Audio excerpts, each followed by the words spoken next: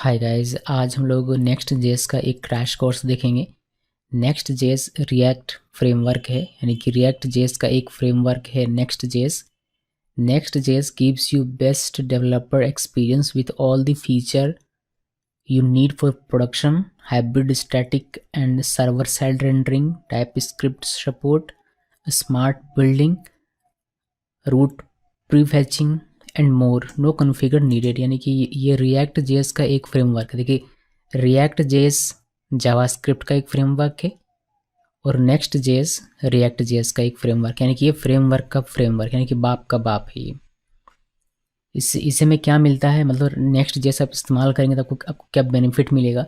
कुछ बेनिफिट तो यहीं पर लिखा गया है कि हाइब्रिड स्टैटिक ये फीचर मिलेगा आपको, सर्वर साइड रेंडरिंग मिलेगा, टाइप स्क्रिप्ट सपोर्ट मिल जाता है, स्मार्ट बंडलिंग मिल जाता है, फिर राउट प्रीफैचिंग मिल जाता है। ये सारी चीज़ें आपको मिल जाती हैं। इसके अलावा देखिए, इमेज ऑप्टिमाइजेशन आपको मिलेगा, कोई भी कॉन्फ़िगरेशन आपको करने की आवश्यकता नहीं पड़ेगी, fast refresh, file system routing, code splitting and bundling, built in CSS support, API routes. तो ये सारी चीज़ें और भी बहुत सारी फीचर्स हैं जो आपको मिलती हैं। कौन कौन सी कंपनियां इसको यूज़ करती हैं आप यहाँ पर देख सकते हैं, GitHub, scale, ticket master, Twitch, Docker, Uber और भी बहुत सारी बड़ी बड़ी कंपनियां हैं जो कि नेक्स्ट जेएस यूज़ करने लगी हैं या फिर करती हैं, और ये बहुत ज़्यादा फेमस हो रहा है। रिएक्ट जेएस के बजाय लोग अब नेक्स्ट जेएस यूज़ करने लगे हैं। मतलब अगर आपको देखिए, अगर आपको नेक्स्ट जेएस सीखना है तो आपको रिएक्ट जेएस पता होना चाहिए, बिकॉज उसी का ये फ्रेमवर्क है, वो तो आपको पता होना चाहिए। तो ये क्यों यूज़ करते हैं लोग, बिकॉज ये प्रोडक्शन रेडी आपको दे रहा है। मतलब जो भी फीचर्स आपको प्रोडक्शन के लिए चाहिए वो सारी चीज़ें आपको देता है। मैं आपको छोटा सा एक एग्जाम्पल दिखाता हूँ कि मेरे कहने का क्या मतलब है, लेकिन उससे पहले देखते हैं और कुछ अगर हमें जानकारी यहाँ से मिले तो। चलिए, यहाँ से हमें कुछ खास जानकारी नहीं मिल रही, मतलब है बहुत सारी जानकारी, बट हमें ढूंढना पड़ेगा, और उसको थियोरेटिकली देखने के बजाय प्रैक्टिकली देखें तो ज़्यादा बेहतर होगा। नेक्स्ट जेएस में एक सबसे बढ़िया फीचर है कि इसमें जो प्रोजेक्ट बनाते हैं वह SEO फ्रेंडली होता है। SEO फ्रेंडली होता है, ये प्रूफ करने के लिए हम लोग क्या करेंगे, मैंने यहाँ 2 एप्लीकेशन बनाया है। पहला एप्लीकेशन मैंने बनाया है रिएक्ट का यूज़ करके, दूसरा मैंने नेक्स्ट का यूज़ करके बनाया हुआ है। मैं आपको दोनों ही दिखाता हूँ, इसमें कोई ज़्यादा कुछ किया नहीं मैंने। पहले आपको रिएक्ट दिखाता हूँ। रिएक्ट हमने ये ओपन किया, SRC में मैंने यहाँ पर app.js में बस ये लिखा हुआ है, एक H1 जिसमें ये सारे टेक्स्ट लिखे हुए हैं लॉरेम का। इसको मैं पहले रन करके आपको दिखाता हूँ। ये इसको ये अंदर हम लोग जाएंगे, CD रिएक्ट ऐप के अंदर हमें npm स्टार्ट लिखना है, और ये हमारा रन होगा 3000 पोर्ट पर, और हमें वेब पेज में दिखाई देगा। देखिए, ये हमारा वेब पेज में रन हो रहा है, और थोड़ी देर में ये हमें दिखाई देगा। तो कैसे क्रिएट करते हैं नेक्स्ट स्टेप वो सब बताऊंगा, लेकिन पहले ये देख लीजिए, ये हमारा रिएक्ट का एप्लीकेशन है। इसमें अगर आप राइट क्लिक करते हैं और व्यू पेज सोर्स में जाएंगे, और यहाँ पर अगर आप देखेंगे तो यहाँ पर कुछ भी नज़र नहीं आएगा। आप देखिए, मैं थोड़ा कमेंट्स इसमें हटा देता हूँ, इसमें से थोड़े कमेंट्स में हटाता हूँ। पब्लिक में चलते हैं, इंडेक्स में, और यहाँ से कमेंट जो एक्स्ट्रा कमेंट्स हैं वो मैं यहाँ से हटाता कि वहाँ भीड़ कम हो हमारे सोर्स पेज में। तो ये सारे जो कमेंट्स हैं ये मैं हटा देता हूँ, और ये जो कमेंट है ये भी मैं वहाँ से हटा देता हूँ। तो ये सारी चीज़ें मैंने यहाँ से हटा दी। मैं इसको सेव करता हूँ। सेव करने के बाद वापस से इसको रिफ़्रेश करते हैं। इसको मैं क्लोज़ करके रिफ़्रेश करता हूँ, और वापस से पेज सोर्स में चलते हैं। देखिए, यहाँ पर आपको कुछ भी देखने को, आपने यहाँ पर ये वाला कंटेंट लिखा हुआ है H1 का, लेकिन ये यहाँ आपको कहीं देखने को नहीं मिलता है। अगर देखेंगे ध्यान से, देखिए HTML का ओपनिंग हेड है, मेटा है, लिंक है, मेटा है, लिंक है, लिंक है, टाइटल है, हेड यहाँ क्लोज हो जाता है, बॉडी, फिर एक सिर्फ डिव मिलता है जिसकी आईडी रूट है, फिर आपको और कुछ भी नहीं मिलता। जो आपने कंटेंट लिखा ये H1 में, ये यहाँ कहीं दिखाई नहीं दिया। तो इससे होता क्या है, इससे होता ये है कि जो सर्च इंजन के बोर्ड्स हैं जो कि SEO के लिए कीवर्ड्स ढूंढते हैं, वह आपके इस साइट को क्राउल नहीं कर पाएंगे, तो फिर आपका जो वेबसाइट है वह सर्च इंजन पर रैंक नहीं करेगा। तो रिएक्ट के जो एप्लीकेशन होते हैं वो SEO फ्रेंडली नहीं होता। ऐसा नहीं है कि बिना नेक्स्ट जेएस का यूज़ किए आप रिएक्ट के एप्लीकेशन को SEO फ्रेंडली नहीं बना सकते। आप बना सकते हैं, उसमें भी फीचर्स हैं, उसमें भी तरीका है, बट ये आसान तरीका है नेक्स्ट जेएस का अगर आप यूज़ करते हैं तो, और ज़्यादा बेहतर तरीका है। तो मैं कह रहा था कि यहाँ पर आपको कंटेंट दिखाई नहीं देते, तो उस कंटेंट का जो भी कीवर्ड होगा वह क्रावल नहीं होगा, तो सर्च इंजन में आपका रैंक नहीं करेगा। तो एक ये प्रॉब्लम है रिएक्ट जेएस की एप्लीकेशन में अगर आप बनाते हैं। तो ये क्या करता है, ये सारी चीज़ें चंक में, देखिए चंक बनाता है जेएस में और उसके थ्रू आपको यहाँ पर सर्व कर रहा है और ये आपको यहाँ पर दिखाई देता है। बट नेक्स्ट जेएस में ऐसा नहीं है। नेक्स्ट जेएस में क्या होता है, जैसा आपने लिखा हुआ है वैसे ही आपको सर्व करेगा वो। और भी बिहाइंड द सीन काफ़ी सारे काम करता है, बट वो आपको यहाँ पर एचटीएमएल में दिखाई देगा आपका अपना कंटेंट। देखिए मैं आपको दिखाता हूँ, इसको क्लोज करते हैं, रिएक्ट वाला भी क्लोज कर देता हूँ और ये रिएक्ट का ऐप हम लोग यहाँ से क्लोज करके अपना नेक्स्ट जेएस का जो हमारा है उसको हम लोग रन करेंगे। तो cd नेक्स्ट ऐप, और इसको रन करने के लिए हम लिखते हैं npm run dev, और ये हमारा रन होगा 3000 के पोर्ट पर ही। तो मुझे यहाँ पर क्लिक करना चाहिए, यहाँ पर क्लिक करता हूँ, ये हमारा ओपन हो रहा है। देखिए ये भी हमारा बस वही मैंने डेटा लिखा हुआ है। इसको लिखने का तरीका कुछ और है, मैं आपको दिखाऊंगा। अभी ये हमारा रिएक्ट था, अभी मैं आपको नेक्स्ट जेएस में दिखाऊँ। नेक्स्ट हम लोग पेज बनाते हैं और यहाँ पर लिखते हैं। तो यहाँ पर भी मैंने वही सेम कंटेंट लिखा हुआ, एक h1 बनाकर लिखा हुआ। बट इस केस में जब आप राइट क्लिक करके यहाँ पर पेज सोर्स देखेंगे तो आपको पूरा कंटेंट देखने को मिलेगा। देखिए यहाँ पर कहीं h1 होगा एक हमारा, देखिए h1 यहाँ पर शुरू होता है और ये पूरा कंटेंट आपको यहाँ पर देखने को मिलता है। तो ये सर्च इंजन के द्वारा ठीक तरीके से पढ़ा जा सकता है, और इनमें से कोई भी कीवर्ड अगर उसको मिलता है तो वो मतलब बेहतर तरीके से आपका रैंक करेगा आपकी वेबसाइट। तो ये दोनों में डिफरेंस है और इसीलिए नेक्स्ट जेएस जो है थोड़ा सा ज़्यादा फेमस होता जा रहा है। चलिए देखते हैं कि नेक्स्ट जेएस को कैसे बनाना है, कैसे यूज़ करना है, इसका मतलब इसको यूज़ करके कैसे प्रोजेक्ट्स क्रिएट करने हैं, वो सारी चीज़ देखेंगे। तो ये छोटा सा एग्जांपल था दोनों में डिफ्रेंशिएट करने के लिए और क्यों बेहतर है नेक्स्ट जेएस इसके लिए। सो इसको क्लोज कर देता हूँ। और भी बहुत सारी चीज़ें आप देखेंगे जब हम लोग इसको सीखेंगे तब कि कितना ईजी है ये रिएक्ट के मुकाबले। होता है यूज़ रिएक्ट ही है, बट कुछ चीज़ें इसमें आसान है। तो हम लोग क्या करते हैं, मैं एक नया विंडो ओपन करता हूँ VS कोड का और एक नया प्रोजेक्ट भी क्रिएट करूँगा। यहाँ से एक सी ड्राइव में चलते हैं और यहाँ पर एक मैं फोल्डर बनाता हूँ गिकी सोज, और इसको मैंने अपना प्रोजेक्ट फोल्डर बनाया और यहाँ पर हम लोग क्रिएट करेंगे अपने प्रोजेक्ट्स। टर्मिनल ओपन कर लेते हैं। सबसे पहले देखते हैं कि नेक्स्ट एप्लीकेशन आप क्रिएट कैसे करेंगे। तो नेक्स्ट एप्लीकेशन क्रिएट करने के लिए आपको लिखना है npx स्पेस देकर क्रिएट नेक्स्ट ऐप, और यहाँ पर एप्लीकेशन का कोई भी नाम जो भी आपको रखना आप रख सकते हैं। मेरे केस में मैंने लिखा माई ऐप रखा मैंने नाम। ये कुछ समय लेता है और ये आपके लिए एक क्रिएट, देखिए ये भी यूज़ क्या करता है, रिएक्ट और रिएक्ट डॉम यूज़ करेगा और एक नेक्स्ट यहाँ पर यूज़ होता है। तो ये भी रिएक्ट और रिएक्ट डॉम ही यूज़ करता है जिससे रिएक्ट में यूज़ किया जाता है। बट यहाँ पर ये सारी चीज़ें हमें ये करके देगा, मतलब ऑटोमेटिकली ये करके देगा, हमें ये सारे इस्तेमाल करने की आवश्यकता नहीं पड़ेगी। सो ये हमारा नेक्स्ट जेएस का प्रोजेक्ट क्रिएट हो गया है बेहद ही जल्दी से, और ये इसका स्ट्रक्चर आपको देखने को मिलता है। मैं आपको पहले स्ट्रक्चर थोड़ा सा बता देता हूँ। ये हमारा नोड मॉड्यूल से जितने भी पैकेजेस हमारे होंगे वो इस फोल्डर में आपको देखने को मिलेगी, जो आप इंस्टॉल करेंगे। फिर जो भी इंस्टॉल हुआ है नेक्स्ट जेएस के साथ हुआ, यहाँ पर एक पेजेस नाम का फोल्डर है जो कि सबसे मेन फोल्डर इसमें होता है। इसी पर हम लोग सब कुछ लिखते हैं, यानी कि हम लोग अपना जितना भी फाइल क्रिएट करेंगे, जेएस का फाइल क्रिएट करेंगे अपने पेजेस को बनाने के लिए, फिर कंटेंट्स को लिखने के लिए, वो सारे आप इस पेज के अंदर में करेंगे। इसके अंदर में एक फोल्डर मिलता है ऐप API का, इसमें API रूट्स आप डिफाइन कर सकते हैं, बट इसको हम लोग इसमें नहीं देखेंगे इस कोर्स में। फिलहाल सिर्फ पेजेस के बारे में जानिए। ओके, पेजेस में दो फाइल्स हैं। पहला फाइल index.js, index.js जो कि आपका रूट बनेगा, रूट पेज बनेगा, यानी कि 3000 पोर्ट पर अगर आप हिट कर दें तो ये वाला पेज आपका चलता है। इसमें एक मिलता है _app.js, ये रिस्पॉन्सिबल होता है जो हमारे बाकी के पेजेस होंगे उनको, यानी कि बाकी के आप कंपोनेंट्स कह सकते हैं उनको, और जो पेज प्रॉप्स होंगे उनको ये रिटर्न करता है। ज़्यादा डिटेल में मैं नहीं जा रहा हूँ क्योंकि ये क्रैश कोर्स है, तो डिटेल में एक एक अगर इस कंपोनेंट और पेज प्रॉप के बताऊँगा तो बहुत समय लग जाएगा इसी वजह से। सो थोड़ी सी एडिटिंग हम लोग इसमें भी करेंगे, वो आपको देखने को मिल जाएगा। इसके अलावा हमारे पास एक पब्लिक फोल्डर है। पब्लिक फोल्डर में जो भी लिखेंगे आप वह डायरेक्टली सर्व किया जाएगा। इसको किसी भी तरीके का नेक्स्ट जेएस इसको कंपाइल या फिर किसी तरीके से प्रोसेस नहीं करेगा, ये डायरेक्टली सर्व किया जाएगा। यानी कि आप अगर URL में जाकर हिट करेंगे 3000 पोर्ट के साथ febicon.ico तो ये आपको डायरेक्टली दिखाई देगा। देन हमारे पास एक स्टाइल्स नाम का फोल्डर है जिसमें CSS के फाइल होते हैं। CSS में दो तरह के फाइल्स, यहाँ पर एक पहला फाइल जो global.css है, ये ग्लोबली यानी कि सभी पेजेस के लिए, सभी कंपोनेंट्स के लिए ये पेज अवेलेबल है जो कि global.css लिखा गया है। और दूसरा पेज यहाँ पर आपको दिखाई दे रहा होगा home.modules.css, ये सिर्फ होम पेज के लिए, यानी कि आप यहाँ पर देखेंगे इंडेक्स में होम ये वाला हमारा फंक्शन है, तो सिर्फ इस कंपोनेंट के लिए ये यूज़ किया जाएगा। तो किसी कंपोनेंट बेस्ड आपको CSS लिखना हो तो आप डॉट मॉडल्स डॉट CSS लिखेंगे। अगर ग्लोबली चाहिए तो आपको इस तरीके से ग्लोबल डॉट CSS लिखते हैं।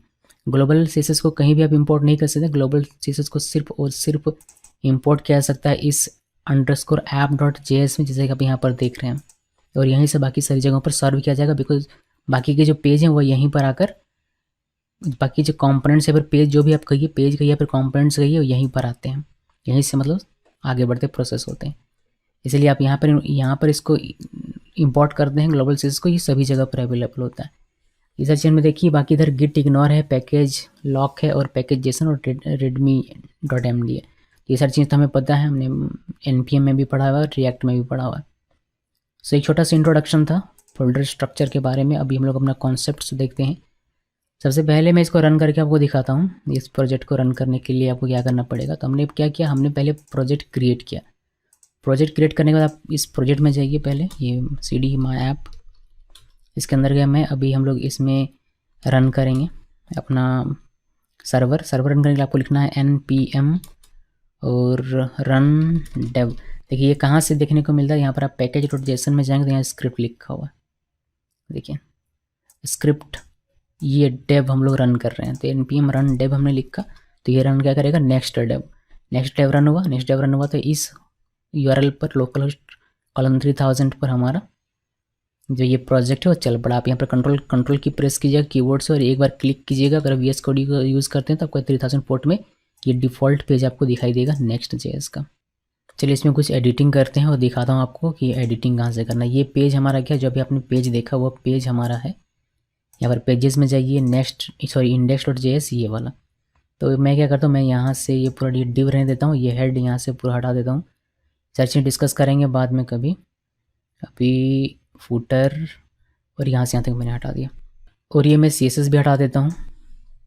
एक्चुअली मैं ये सब कुछ आपको क्या रहने देते हैं, CSS ओके हटा देता हूँ, ये भी हटा देता हूँ। ये ऊपर से दोनों ने खाली कर दिया, सिर्फ एक हमारा फंक्शन है जो कि कंपोनेंट हम लोग रिएक्ट में ऐसे ही बनाते थे, फंक्शन बेस्ड कंपोनेंट, तो बिल्कुल वही है और इससे अलग कुछ भी नहीं। इसको आप जब भी Next.js में काम करते हैं तो आपको एक्सपोर्ट डिफ़ॉल्ट करना है, ध्यान रखिएगा हमेशा, एक्सपोर्ट डिफ़ॉल्ट। हमने CSS हटा दिया और बस इतना ही है इसमें। और हम लोग डिव के अंदर लिखते हैं एक h1, मैं इसको रिएक्ट में बदल देता हूँ वरना हमारा ऑटो कंप्लीट नहीं होगा ये। सो h1 लिखते हैं, यहाँ पर h1 लिखा और मैं लिख देता हूँ कि होम पेज, और मैंने इसको सेव किया। सेव करने के बाद इसको हम लोग रिफ़्रेश करेंगे, देखिए ऑटो रिफ़्रेश होता है और आपको दिखाई देगा होम पेज। तो ये हमारा होम पेज बन गया। यहाँ पर सबसे अच्छी बात क्या है कि आपको नेविगेशन के लिए, मतलब नेविगेट करने के लिए एक पेज से दूसरे पेज में जाने के लिए रूट्स डिफाइन करने नहीं पड़ते हैं, जिससे हम लोग रिएक्ट में रिएक्ट राउटर पढ़ते हैं नेविगेट करने के लिए। बट यहाँ पर वैसा कुछ भी नहीं है, इसको यहाँ आसान बना दिया गया है। आप क्या कीजिए, अगर आपको एक दूसरा पेज बनाना, आप सिंपली इस पेज वाले फोल्डर में जाइए, राइट क्लिक कीजिए, न्यू फाइल, और यहाँ पर एक और पेज बनाइए जिसमें about.js बनाया। और यहाँ पर भी आपको सिंपली क्या करना है, इस तरीके से जैसे ये फंक्शन है उसी तरीके का एक फंक्शन आपको यहाँ बनाना है, बस इसका नाम चेंज कर दीजिए। इस फंक्शन का आप एरो फंक्शन भी बना सकते हैं वैसे, और यहाँ पर बस इसका नाम चेंज कर देना है, अबाउट पेज, मैंने इसका नाम कर दिया। इसको सेव कीजिए। सेव करने के बाद जब हम लोग हिट करेंगे, जो भी पेज का नाम है वही हमारा URL बनता है, जो भी हमारा पेज है वो हमारा URL बनता है। इंडेक्स हमारा रूट रहता है और बाकी जो पेज का नाम है वो हमारा URL बनेगा। मतलब अगर मैं अभी यहाँ पर इसमें हिट करता हूँ तो मुझे होम पेज दिखाई देता है, ये index.js हमारा रन हो रहा है। अगर मैं यहीं स्लैश देकर अबाउट लिख दूँ, about.js नहीं, सिर्फ अबाउट, तो मेरा जो अबाउट पेज है वह मुझे रन होकर दिखाई देगा। और ये आपको रिएक्ट में क्या करना पड़ता है, रिएक्ट राउटर आप इंस्टॉल करते हैं, फिर उसमें आपको सारी चीज़ें कोड लिखनी पड़ती, फिर आपका ये इस तरीके से काम करता है। बट यहाँ पर ऐसा नहीं है, आपने पेज क्रिएट किया, आपका एक URL बन जाता है, जैसे PHP में होता था। बिल्कुल वैसे ही यहाँ पर कॉन्सेप्ट, उसी कॉन्सेप्ट को यहाँ पर अपनाया गया है। कोई भी ज़्यादा लफड़ा नहीं, पेज क्रिएट करो और आपका एक URL तैयार है। आप इसको नेस्टेड भी कर सकते हैं, यानी कि अगर मुझे चाहिए, जैसे कि मेरा URL होना है www.something.com/product/mobile या फिर /laptop/TV कुछ भी, तो उस तरीके अगर आपको चाहिए तो उस तरीके भी इसे कर सकते हैं। आपको क्या करना पड़ेगा, पेजेस जो फोल्डर है उसके अंदर एक फ़ोल्डर बनाइए। मैं न्यू फोल्डर बनाता हूँ, लिखता हूँ मैं प्रोडक्ट, और इस प्रोडक्ट के अंदर में हम लोग फिर पेजेस बनाएंगे। जैसे पहला पेजेस मैंने बनाया mobile.js, तो अभी ये जो जेएस है, ये जो मोबाइल डॉट जेएस है, ये हमारा एक पेज बन जाएगा। मैं इसको कॉपी कर लेता हूँ, पहले कॉपी किया, यहाँ पर पेस्ट कर दें और यहाँ पर बस आपको इसका फंक्शन का नाम चेंज कर देना है, मोबाइल लिख दिया यहाँ पर, और इसको मैं मोबाइल डॉट जेएस कर देता हूँ, mobile dot page, sorry JS नहीं, मोबाइल डॉट पेज। ये मैंने क्या, देखिए इसका कैसे बनेगा, ये तो प्रोडक्ट फोल्डर के अंदर है, देखिए पेजेस फोल्डर के अंदर प्रोडक्ट फोल्डर है और इसके अंदर हमने ये बनाया, तो इसका जो यूआरएल बनेगा वो बनेगा कुछ इस तरीके से कि रूट में तो आपका होम पेज रहेगा जैसे ये है। अभी यहाँ पर आप स्लैश देंगे, फिर प्रोडक्ट स्लैश देकर प्रोडक्ट, फिर स्लैश और मोबाइल डॉट जेएस नहीं, सिर्फ मोबाइल, और एंटर प्रेस कीजिए, आपको मोबाइल वाला पेज देखने को मिलेगा। ऊपर आपको ये दिखाई दे रहा होगा, यहाँ जो मैंने यूआरएल लिखा हुआ है वो। तो ये है कुछ इस तरीके से इसमें बनाने का तरीका है। लेकिन अगर आप सिर्फ प्रोडक्ट लिख कर अगर इंटरप्रेस करेंगे तो फिर आपको यहाँ कुछ भी नहीं मिलेगा, ये आपको मिलेगा 404 का। अगर आपको प्रोडक्ट में भी कुछ चाहिए, कोई पेज चाहिए, तो उस केस में आपको प्रोडक्ट फोल्डर के अंदर में एक इंडेक्स डॉट जेएस नाम का फाइल बनाना पड़ेगा। तो इंडेक्स डॉट जेएस नाम का मैं इसके अंदर फाइल बनाता हूँ, तो ये प्रोडक्ट फोल्डर के लिए रूट बनेगा। तो प्रोडक्ट हिट करने पर ये वाला चलेगा। देखिए मैं आपको दिखाता हूँ, इसको मैं यहाँ पर प्रोडक्ट लिख देता हूँ, प्रोडक्ट, और यहाँ पर मोबाइल की जगह पर प्रोडक्ट लिख देता हूँ, प्रोडक्ट लिख दिया। अभी बस इसको सेव कीजिए और जब आप सिर्फ प्रोडक्ट को हिट करेंगे तो आपको ये वाला प्रोडक्ट पेज मिलेगा। मैंने इसको रिफ्रेश किया, ये प्रोडक्ट पेज। अभी क्या हुआ कि रूट में जाएंगे तो होम पेज मिल जाएगा आपको, और अगर आप प्रोडक्ट में जाएंगे तो प्रोडक्ट का जो इंडेक्स डॉट जेएस है, प्रोडक्ट के अंदर जो इंडेक्स डॉट जेएस है वह चलता है। और अगर आप प्रोडक्ट के अंदर जो मोबाइल डॉट जेएस है उसको रन करना चाहते हैं तो उसके लिए आपको यहाँ पर प्रोडक्ट स्लैश मोबाइल ऐसे लिखना पड़ेगा, फिर आपका मोबाइल पेज चलेगा। अगर आप इसके अंदर कोई और पेज बनाते हैं, फॉर एग्जांपल मैं प्रोडक्ट के अंदर एक और पेज बनाता हूँ, लैपटॉप डॉट जेएस, तो मैं इसके अंदर भी पहले कोड लिख देता हूँ, बेसिक सा कोड जो कि हमें थोड़ा सा जानकारी दे कि हमारा पेज चल रहा है या नहीं, और कुछ नहीं। यहाँ पर मैं लिखता हूँ लैपटॉप, और इसको आपको सेव करना है। सेव करने के बाद अब बस इस प्रोडक्ट के अंदर में है, ये ध्यान रखिएगा, पर मोबाइल लिखने के बजाय आपको लिखना है लैपटॉप। तो ये बेहद ही ईजी हो जाता है, जैसे पीएचपी में हम लोग क्या करते थे, बिल्कुल वैसे ही। जिनको पीएचपी नहीं आता कोई बात नहीं, बस मैं ऐसे रेफरेंस दे रहा हूँ, नहीं भी आता तो भी कोई बड़ी चीज़ नहीं है। बस अब समझ लीजिए कि आप सिर्फ पेज क्रिएट कर दें और आपका यूआरएल बन जाता है। नेस्टेड करना हो फोल्डर के अंदर बनाइए, आपका क्रिएट हो जाएगा, कोई भी इसमें ज़्यादा कॉन्फ़िगरेशन करने की आपको आवश्यकता नहीं पड़ेगी। अब ऐसा तो नहीं है कि यूज़र यहाँ यूआरएल में आकर हिट करेगा, अगर होम चाहिए तो होम के लिए रूट में, अगर उसको अबाउट पेज में चाहिए तो अबाउट यहाँ पर स्लैश आकर लिखिएगा अबाउट, तो फिर अबाउट वाले पेज में जाएगा। ऐसा तो नहीं, हम लोग एक नेविगेशन मेन्यू क्रिएट कर सकते हैं। कैसे क्रिएट करेंगे वो देखिए। इसके लिए हमें नेक्स्ट चीज़ में मिलता है लिंक कंपोनेंट। लिंक कंपोनेंट का कैसे आप यूज़ करेंगे वो देखिए। मैं इसको करता हूँ क्लोज, इसको भी क्लोज और इसको भी क्लोज, और पहले चला आता हूँ पेज के अंदर जो हमारा इंडेक्स डॉट जेएस है यहाँ पर, और यहाँ पर आपको इंपोर्ट करना पड़ेगा। इंपोर्ट लिंक कंपोनेंट का इंपोर्ट करना है, ये इंपोर्ट करना है आपको नेक्स्ट लिंक से, यानी कि यहाँ पर ये डिफाइन होगा, वहाँ से हमने इसको इंपोर्ट किया। इंपोर्ट करने के बाद आपको सिंपली मैं एक यूगल के अंदर लिखता हूँ ताकि हमें अनऑर्डर्ड लिस्ट में होकर ये दिखाई दे, इसी वजह से। यहाँ पर एक एल बनाते हैं, और एल के अंदर में देखिए एक एल बनाए, एल के अंदर में मैं लिंक कंपोनेंट जो हमारा है वह मैं बना रहा हूँ, ये मैंने बनाया। अभी आपको क्या करना होता है कि आप सिंपली यहीं पर लिख सकते हैं, ऐसे आपने होम लिख दिया और लिंक के अंदर हम लोग एच रेफ लिखते हैं, और ये हमारा रूट में बनेगा, तो ये हमारा रूट में हो गया। ओके, फिर हम लोग एक और बनाते हैं अबाउट का, ये हमारा अबाउट हो गया। इसका जो बनेगा वो हमारा क्या है, अबाउट, और इसको आप सेव कर दीजिए। सेव करने के बाद अभी हम लोग इसको रन करते हैं। देखिए ये हमारा होम में है, तो होम में चलते हैं, और मैं रिफ्रेश किया। ओके, हम लोग होम में चलते हैं और इसको रिफ्रेश किया, तो ये हमारा होम पेज है। अभी अबाउट में होम में क्लिक करेंगे तो होम पेज में, अबाउट में क्लिक करेंगे तो अबाउट पेज में चले जाते हैं। ये बहुत अच्छी बात है, काम कर रहा है।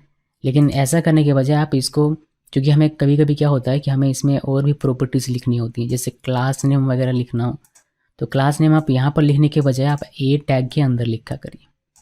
तो आप उसके लिए आप इसके अंदर ए टैग बनाइए जो हमारा नॉर्मल सा, तो इसमें आपको एच रेफ अब नहीं लिखना है, एच रेफ आपने ऑलरेडी लिखा हुआ है। यहाँ पर अगर आपका कोई क्लास होगा, CSS का कोई क्लास अगर आप लिखते हैं तो क्लास नेम इक्वल वह आप यहाँ पर लिखिए, ठीक है। इसी तरीके से बाकी के जो हमारे पेजेस हैं उनके लिए भी मैं यहाँ पर लिंक बना देता हूँ क्विकली, देखिए अबाउट के लिए मैंने बनाया, फिर हमने प्रोडक्ट के लिए भी बना दिया, मोबाइल के लिए भी और लैपटॉप के लिए भी बना दिया, सब के लिए बना दिया। और यही जो हमारा यूएल है इसी को मैं कॉपी पेस्ट कर दूंगा। अगर मैं इसमें सिर्फ होम में रखता हूँ तो इससे क्या होगा, देखिए सिर्फ होम में रखा, रिफ्रेश किया, ऑटोमेटिक रिफ्रेश होता है। अगर आप होम में हैं तो तब तक तो ठीक है। अगर अबाउट में जाते हैं तो फिर अबाउट में आपका मेन्यू दिखाई नहीं देता, वहाँ भी दिखाई दे, इसलिए हमें इसको वहाँ भी कॉपी पेस्ट करना पड़ेगा। हालांकि रिडंडेंट हो रहा है, अब इसको हटा सकते हैं।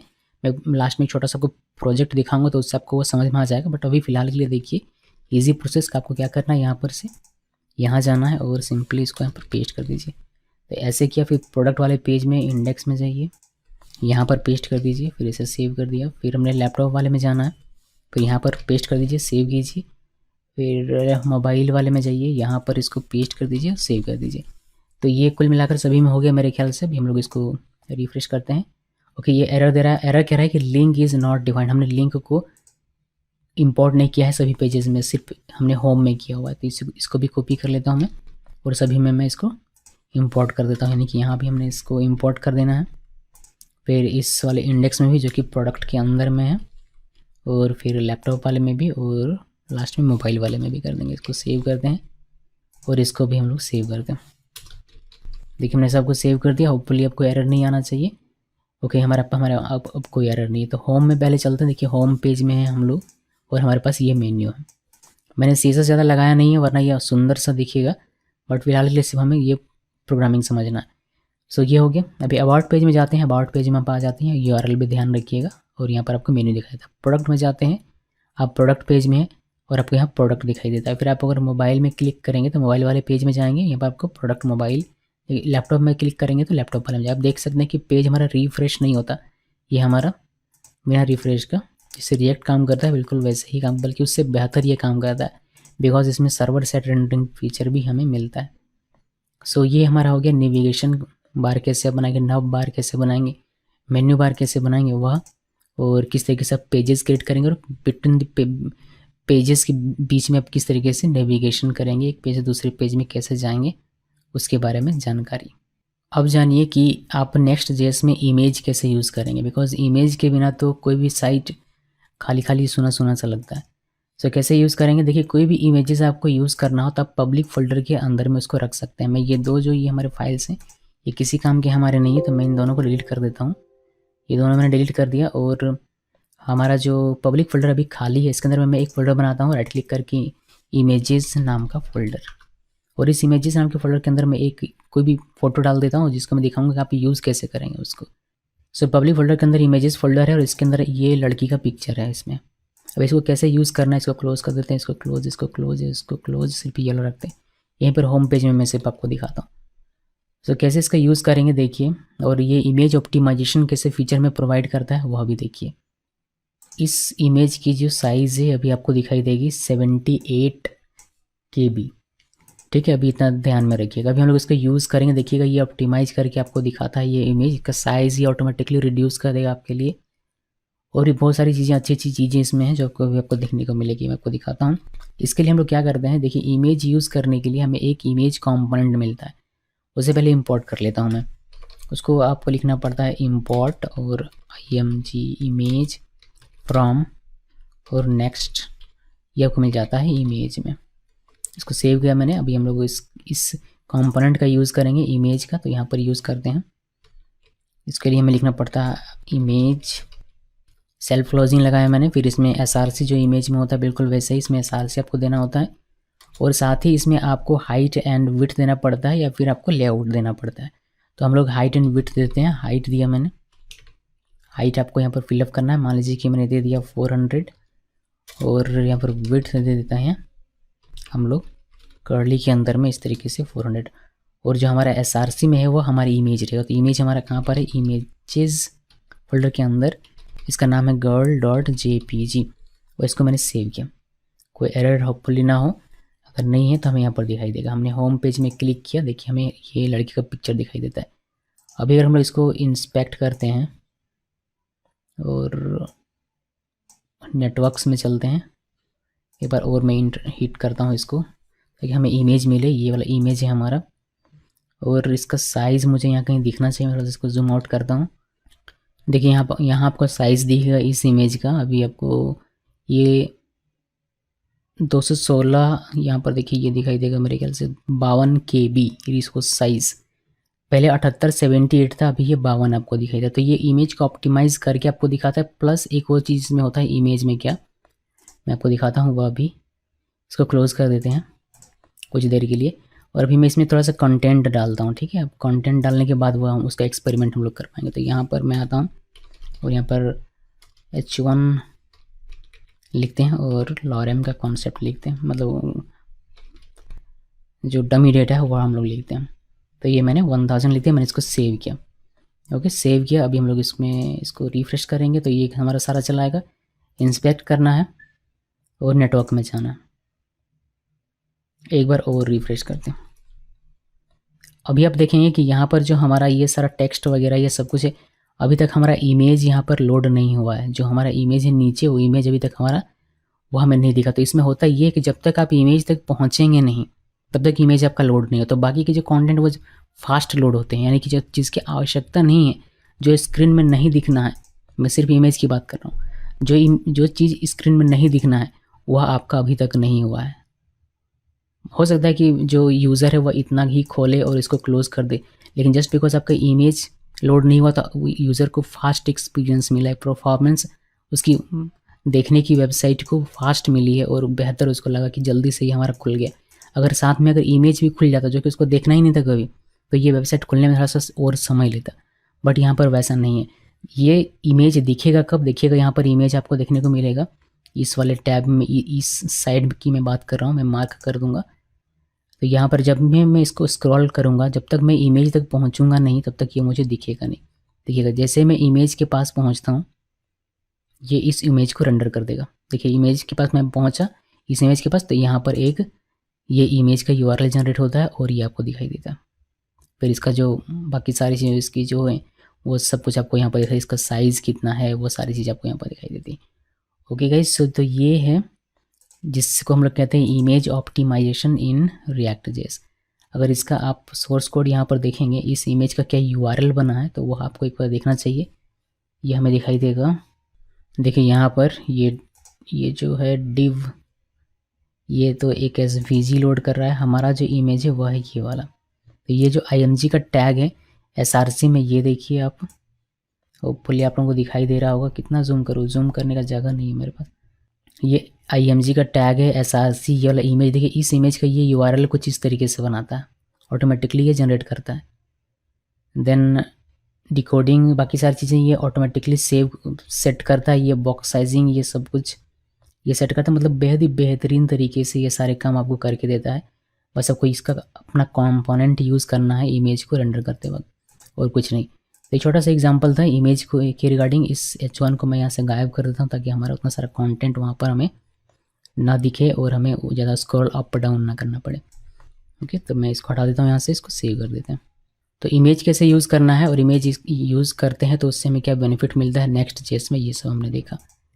नेक्स्ट मैं आपको दिखाता हूँ कि आप CSS कैसे यूज़ करेंगे। CSS आप यूज़ कर सकते हैं नॉर्मली 3 तरीके से, और भी तरीके हैं बट मैं आपको 3 तरीके बता रहा हूँ। पहला मैं आपको स्टाइल्ड JSX बता रहा हूँ, दूसरा ग्लोबल CSS जिसके बारे में हमने शुरू में डिस्कस की थी, और तीसरा कंपोनेंट बेस्ड जो कि एक कंपोनेंट पर्टिकुलर कंपोनेंट के लिए रहेगा वह CSS। तो ये 3 CSS मैं आपको 3 तरीके से CSS लिखना इसमें बता रहा हूँ। सो उसका एग्जामिन करेंगे। उसको एग्जामिन करने के लिए पहले स्टाइल JSX देखिए। उसके लिए मैं यहाँ पर एक H2 क्रिएट कर रहा हूँ। इस H2 में मैं लिखता हूँ आई हैव स्टाइल्ड JSX। अब इसमें मुझे अगर कोई CSS लगाना है और मैं यहाँ यूज़ कर रहा हूँ स्टाइल JSX, तो कैसे करेंगे उसके लिए आप यहाँ पर लिखते हैं इस तरीके से, स्टाइल लिखिए और यहाँ पर JSX लिखना है और ये बंद कर दीजिए। बंद करने के बाद आप यहाँ पर कर्ली ओपन, इसको यहीं पर मैं करता हूँ, इसको यहाँ लग कराते हैं। ये कर्ली ओपन कर्ली क्लोज, और कर्ली ओपन कर्ली क्लोज के अंदर में बैक टिक करना है। बैक टिक 2 बार लिखना है और इन 2 बैक टिक के बीच में इंटर प्रेस कीजिए और यहाँ पर आप लिख सकते हैं अपना जो भी CSS हो इस पर्टिकुलर चीज़ के लिए, वह आप यहाँ पर लिख सकते हैं। सो अगर मैं चाहता हूँ कि H2 के लिए लिखना है मुझे, तो मैं यहाँ पर H2 लिखूँगा। फिर मान लीजिए कलर में इसका सिर्फ रेड करके आपको देखा, रेड किया, सेव किया। इसको सेव करने के बाद अभी देखिए ये जो हमारा H2 है इस पर ये अप्लाई होगा।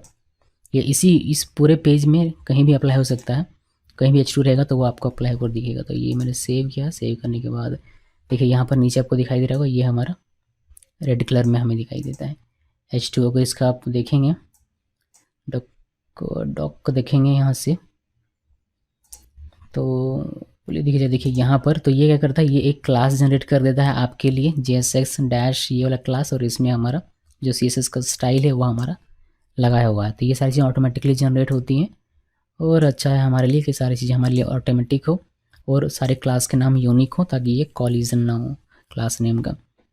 तो ये हमारा हो गया H2 के लिए। फिर और भी अगर आपके पास एलिमेंट्स हैं और आप जो भी CSS लिखना चाहते हैं आप यहाँ पर लिख सकते हैं। ये हो गया पहला तरीका। अब दूसरा तरीका दिखाता हूँ जो कि हमारा ग्लोबल CSS है। तो यहाँ पर मैं एक H3 बनाता हूँ और यहाँ पर लिख देता हूँ मैं आई हैव ग्लोबल CSS और मैंने इसको सेव कर दिया। सेव कर दिया मैंने। और ग्लोबल CSS के लिए लोग क्या करते हैं, स्टाइल्स वैसे तो आप कहीं भी बना सकते हैं फाइल, बट इसने हमें एक फाइल बना फोल्डर बना कर दिया हुआ है कि अब स्टाइल्स के अंदर बहुत लोग क्या करते हैं पेजेस के अंदर ही बनाते हैं, बट मैं कहूँगा कि आप जो ग्लोबल होता है कम से कम उसको आप अलग से यहाँ पर बनाइए, ज़्यादा बेहतर रहेगा। सो स्टाइल्स फोल्डर के अंदर एक ग्लोबल स्टोर CSS नाम का फाइल है, यहाँ पर आप जो भी CSS लिखेंगे ये सभी पेजेस के लिए अप्लाई होगा। जितने भी पेजेस हैं यहाँ पर जो भी क्रिएट करते हैं आप उन सभी पेजेस में ये अप्लाई हो जाएगा। सो मैं यहाँ पर आपको एक दिखाता हूँ। मैं ये पूरा यहाँ से हटा देता हूँ, इसका कोई काम नहीं है, हालांकि काम यूज़ हो रहा है। अभी मैं इसको सेव करूँ, देखिए इसमें से ग्लोबल हट गया तो ये हमारा अलग सा दिखने लगेगा। देखिए इसमें अंडरलाइन आ गया, ये सब हटाया हुआ था, अंडरलाइन आ गया, ये हमारा इस इधर से मार्जिन दिख रहा है, तो ये सब हमें दिखने लगा। तो ये हमने वो सब हटा दिया, वो पहले से अप्लाई था। वेल उससे में कोई फ़र्क नहीं पड़ता। एक H3 हमें चाहिए तो मैंने यहाँ H3 लिखा।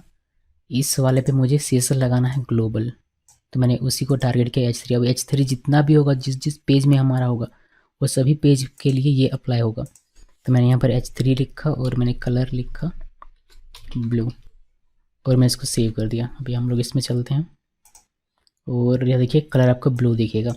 और इस पेज को ये जो ग्लोबल आप लिखते हैं CSS, इसको इंपोर्ट कहाँ किया जाता है, इसको इंपोर्ट किया जाता है इस पेज में। ये जो _app.js है ये खास फाइल है Next.js का, यहाँ पर इसको इंपोर्ट किया जाता है और यहीं से हमारा सारा कंपोनेंट वाला जो तो प्रोसेस होता है। इसी वजह से जितने भी कंपोनेंट्स हैं हमारे, जितने भी फाइल्स हैं, जितने भी पेजेस हैं, सब में ये अप्लाई होता है। अगर यानी कि मैंने यहाँ पर H3 को टारगेट किया है कलर ब्लू, तो ऐसा नहीं कि सिर्फ इस फाइल के लिए है या फिर इस पेज के लिए। अगर मैं लिखता हूँ अबाउट में जाकर इस वाले में, अगर यहाँ मैं कोई H3 लिखूँ इस तरीके से H3 के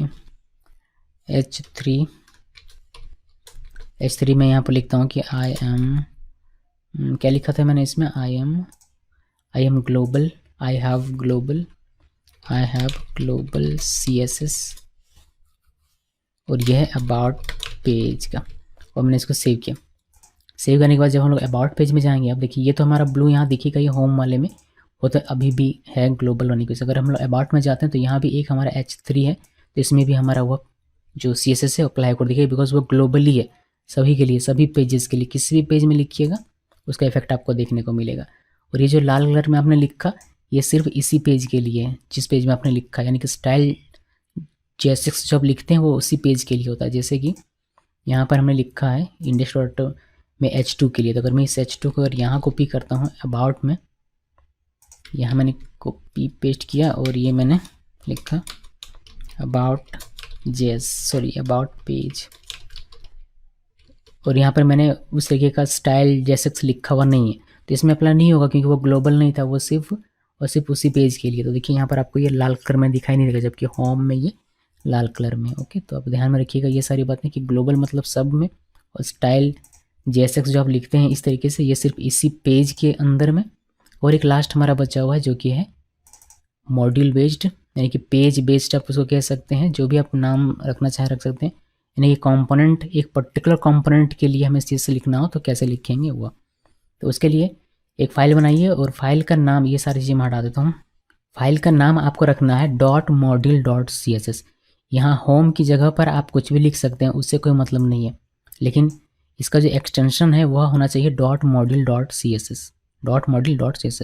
होम की जगह पर कुछ भी हो सकता है, और इस चीज़ को आप जहाँ इंपोर्ट करेंगे वहाँ के लिए अप्लाई हो जाएगा। सो यहाँ पर पहले मैं एक CSS लिख देता हूँ। मैंने दिया ग्रीन,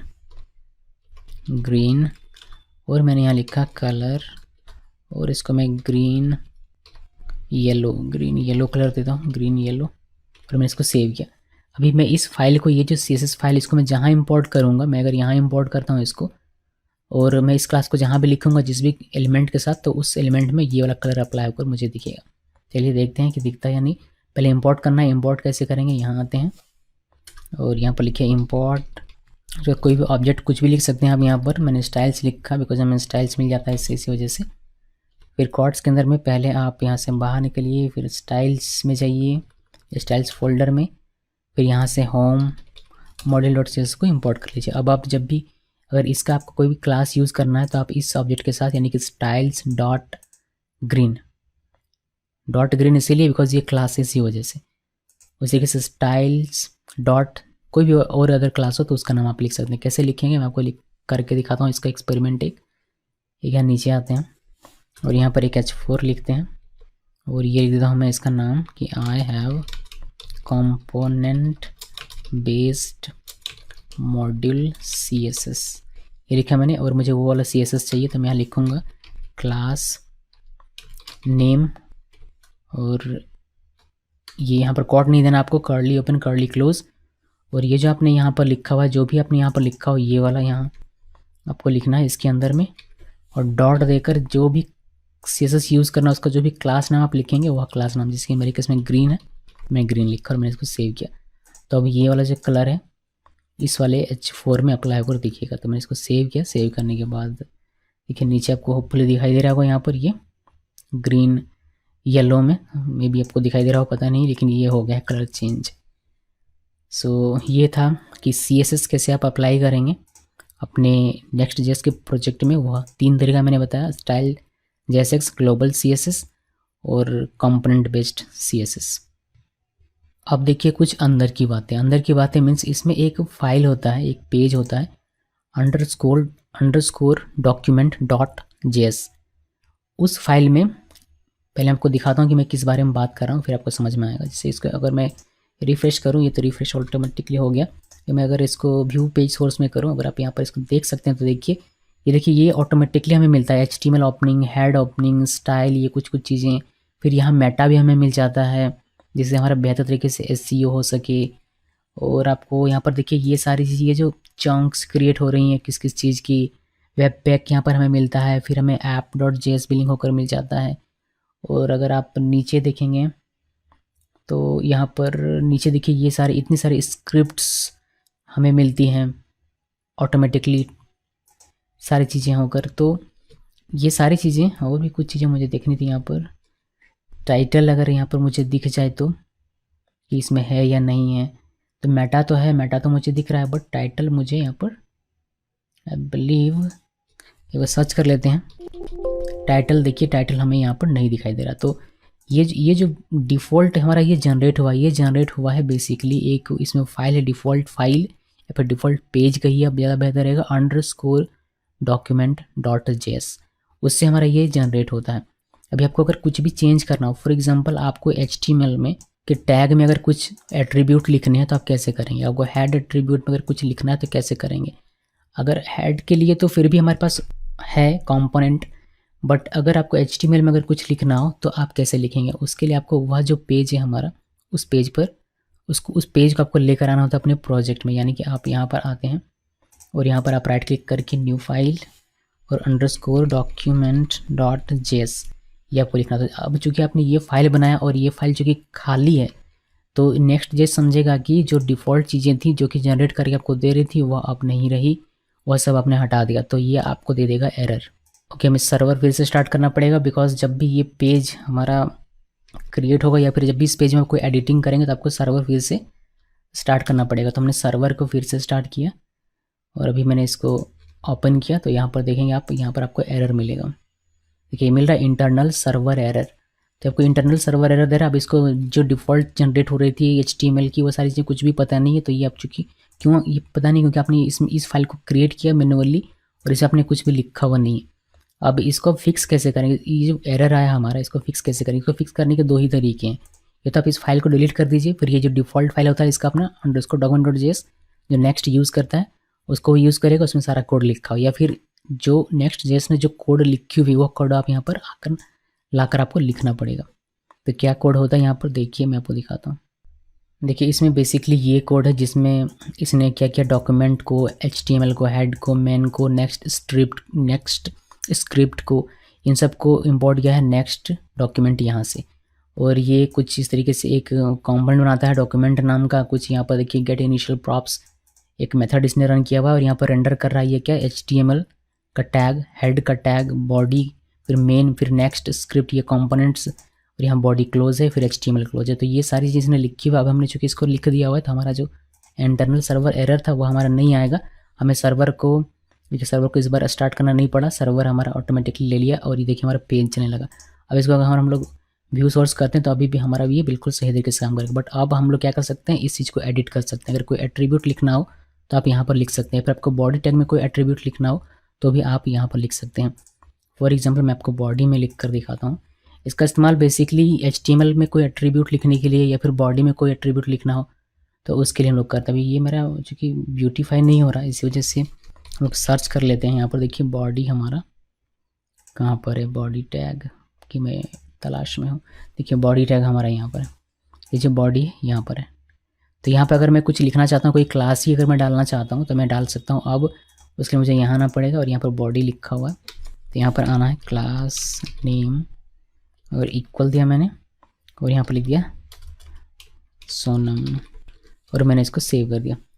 ओके, पुलिस में एरर ना आए। और हम लोग इसको रिफ्रेश करते हैं और देखिए हमें बॉडी के अंदर में एक सोनम क्लास मिल जाता है।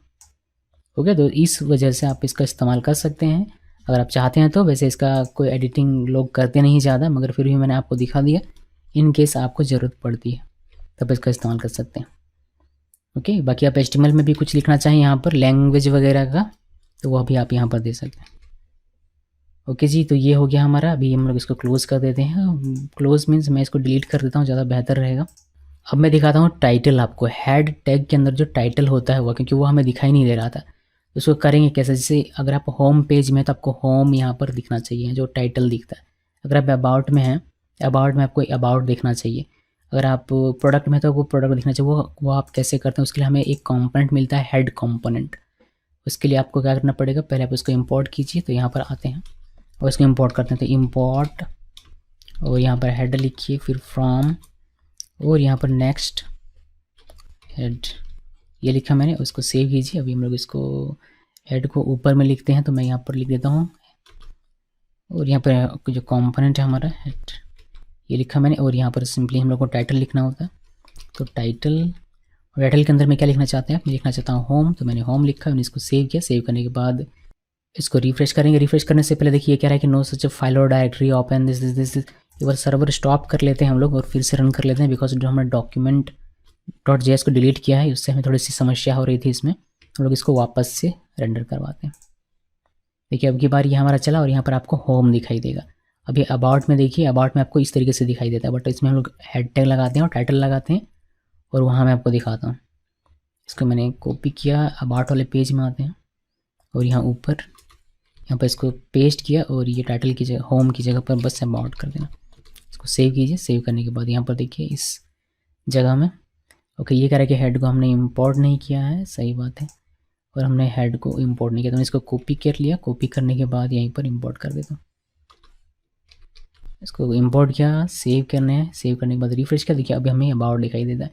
तो इस तरीके से सभी पेज में आप कर सकते हैं और आप अपना टाइटल यहाँ से डिफाइन कर सकते हैं इनकेस आप करना चाहते हैं तो, और करते हैं ये लोग। बाकी मैं बताऊँगा कि यहाँ पर आप पेज बाय पेज जाकर करने से अच्छा और क्या बेहतर तरीका प्रॉप के थ्रू कैसे आप पास कर सकते हैं। अब देखिए इसमें दो मेथड्स हमें दिए जाते हैं। एक मेथड होता है जिसका हम लोग यूज़ करते हैं स्टैटिक जनरेशन के लिए और दूसरा हम लोग यूज़ करते हैं सर्वर साइड जनरेशन के लिए। तो कैसे यूज़ करते हैं उसका और उसको यूज़ करने से क्या होता है वह सब देखते हैं। तो इन सभी को मैं क्लोज़ कर देता हूँ। बेसिकली ये पूरा कोड आपको मिल जाएगा गिटहब में, इसको अपलोड कर दूँगा, वहाँ से आप ये पूरा कोड ले सकते हैं। इस सर्वर को स्टॉप करते हैं और एक नया प्रोजेक्ट क्रिएट करते हैं। तो मैंने इसको, इससे बाहर निकलता हूँ मैं और हमारा जो था npx कहाँ गया, npx देखिए npx यहाँ पर बस मैं 1 कर देता हूँ, माई ऐप 1 और ये हमारा प्रोजेक्ट क्रिएट हो थोड़ी देर में। चलिए प्रोजेक्ट हमारा क्रिएट हो गया ये वाला। अभी मैं क्या करता हूँ, इसमें से कुछ चीज़ हटा दूँ। जैसे ग्लोबल CSS मुझे कुछ नहीं चाहिए तो मैं इसको हटा देता हूँ, खाली कर देते हैं। तो ये खाली खाली लगेगा तो भीड़ रहने से समझ में नहीं आता। इसको भी मैंने हटा दिया। हमारे पास CSS का कोई भी कोड नहीं है। फाइल भी मैं डिलीट कर सकता था बट रहने देते हैं, बस मैंने ये हटा दिया। ये दोनों फाइल्स हमारे किसी काम के नहीं। ये फैब आइकन और ये वर्सल SVG, ये दोनों मैं यहाँ से डिलीट कर देता हूँ। ये दोनों मैंने डिलीट कर दिया। अभी इसके बाद स्टाइल हमने खाली कर दिया, पावर लिक हमने खाली कर दिया। पेजेस में आते हैं और यहाँ पर ये सब कुछ रहने देंगे। और सिंपली क्या करेंगे, हम लोगों को देखना है 2 मेथड्स। तो यहाँ पर आते हैं और यहाँ से भी मैं ये हेड, ये पूरा का पूरा ये जो है यहाँ से कर देता हूँ गायब, फुटर तक ये मैंने गायब कर दिया। और हम लोगों को ये CSS नहीं चाहिए और ये हेड भी नहीं चाहिए अभी। बस ये सिंपल सा कंपोनेंट चाहिए हमारा, जो रिएक्ट में हम लोग जैसे लिखते हैं वैसे ही। और ये भी मुझे नहीं चाहिए, ये भी मैंने हटा दिया। यहाँ पर सिंपल मैं लिख देता हूँ कि हमारा ये होम पेज है। मैंने यहाँ H1 लिखा और मैंने लिख दिया होम पेज और मैंने इसको सेव कर दिया।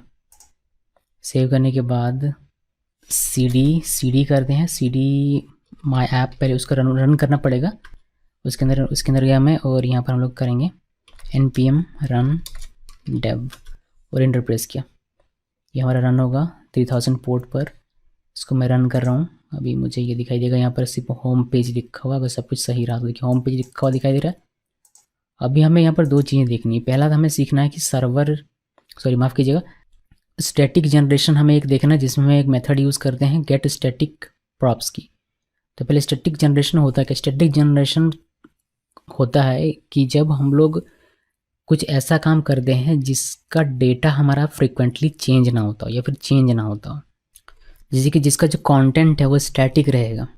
तो उस केस में हम लोग स्टैटिक जनरेशन का यूज़ कर लेते हैं। इससे बेनिफिट क्या होता है, इससे बेनिफिट ये होता है कि बिल्ड टाइम पर ही हमारी जो साइट, जो कंटेंट है वो जनरेट हो जाता है और उसी से फिर यूज़र को सर्व किया जाता है। तो ये पूरा सर्वर के पास पूरा रिक्वेस्ट जाने के बजाय, पूरा प्रोसेस होकर फिर से हर एक रिक्वेस्ट पे ऐसा होने के बजाय एक स्टैटिक साइट जनरेट कर दिया जाता है और वहीं से उसको सर्व किया जाता है। लेकिन इसमें होता ये है कि अगर आपका डेटा चेंज होता है तो फिर जो चेंज डेटा हो, जो अपडेटेड डेटा हो, वह डेटा यूज़र के पास इमीडिएटली नहीं जाएगा।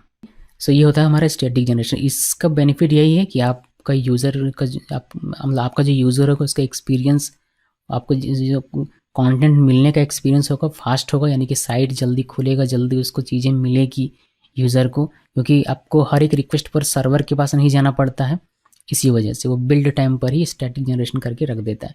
तो कैसे इसका यूज़ करते हैं पहले ये जान लेते हैं। तो बेनिफिट इसका पता चल गया कि स्टैटिक जनरेशन का बेनिफिट ये है कि ये हर एक रिक्वेस्ट पर जाएगा नहीं।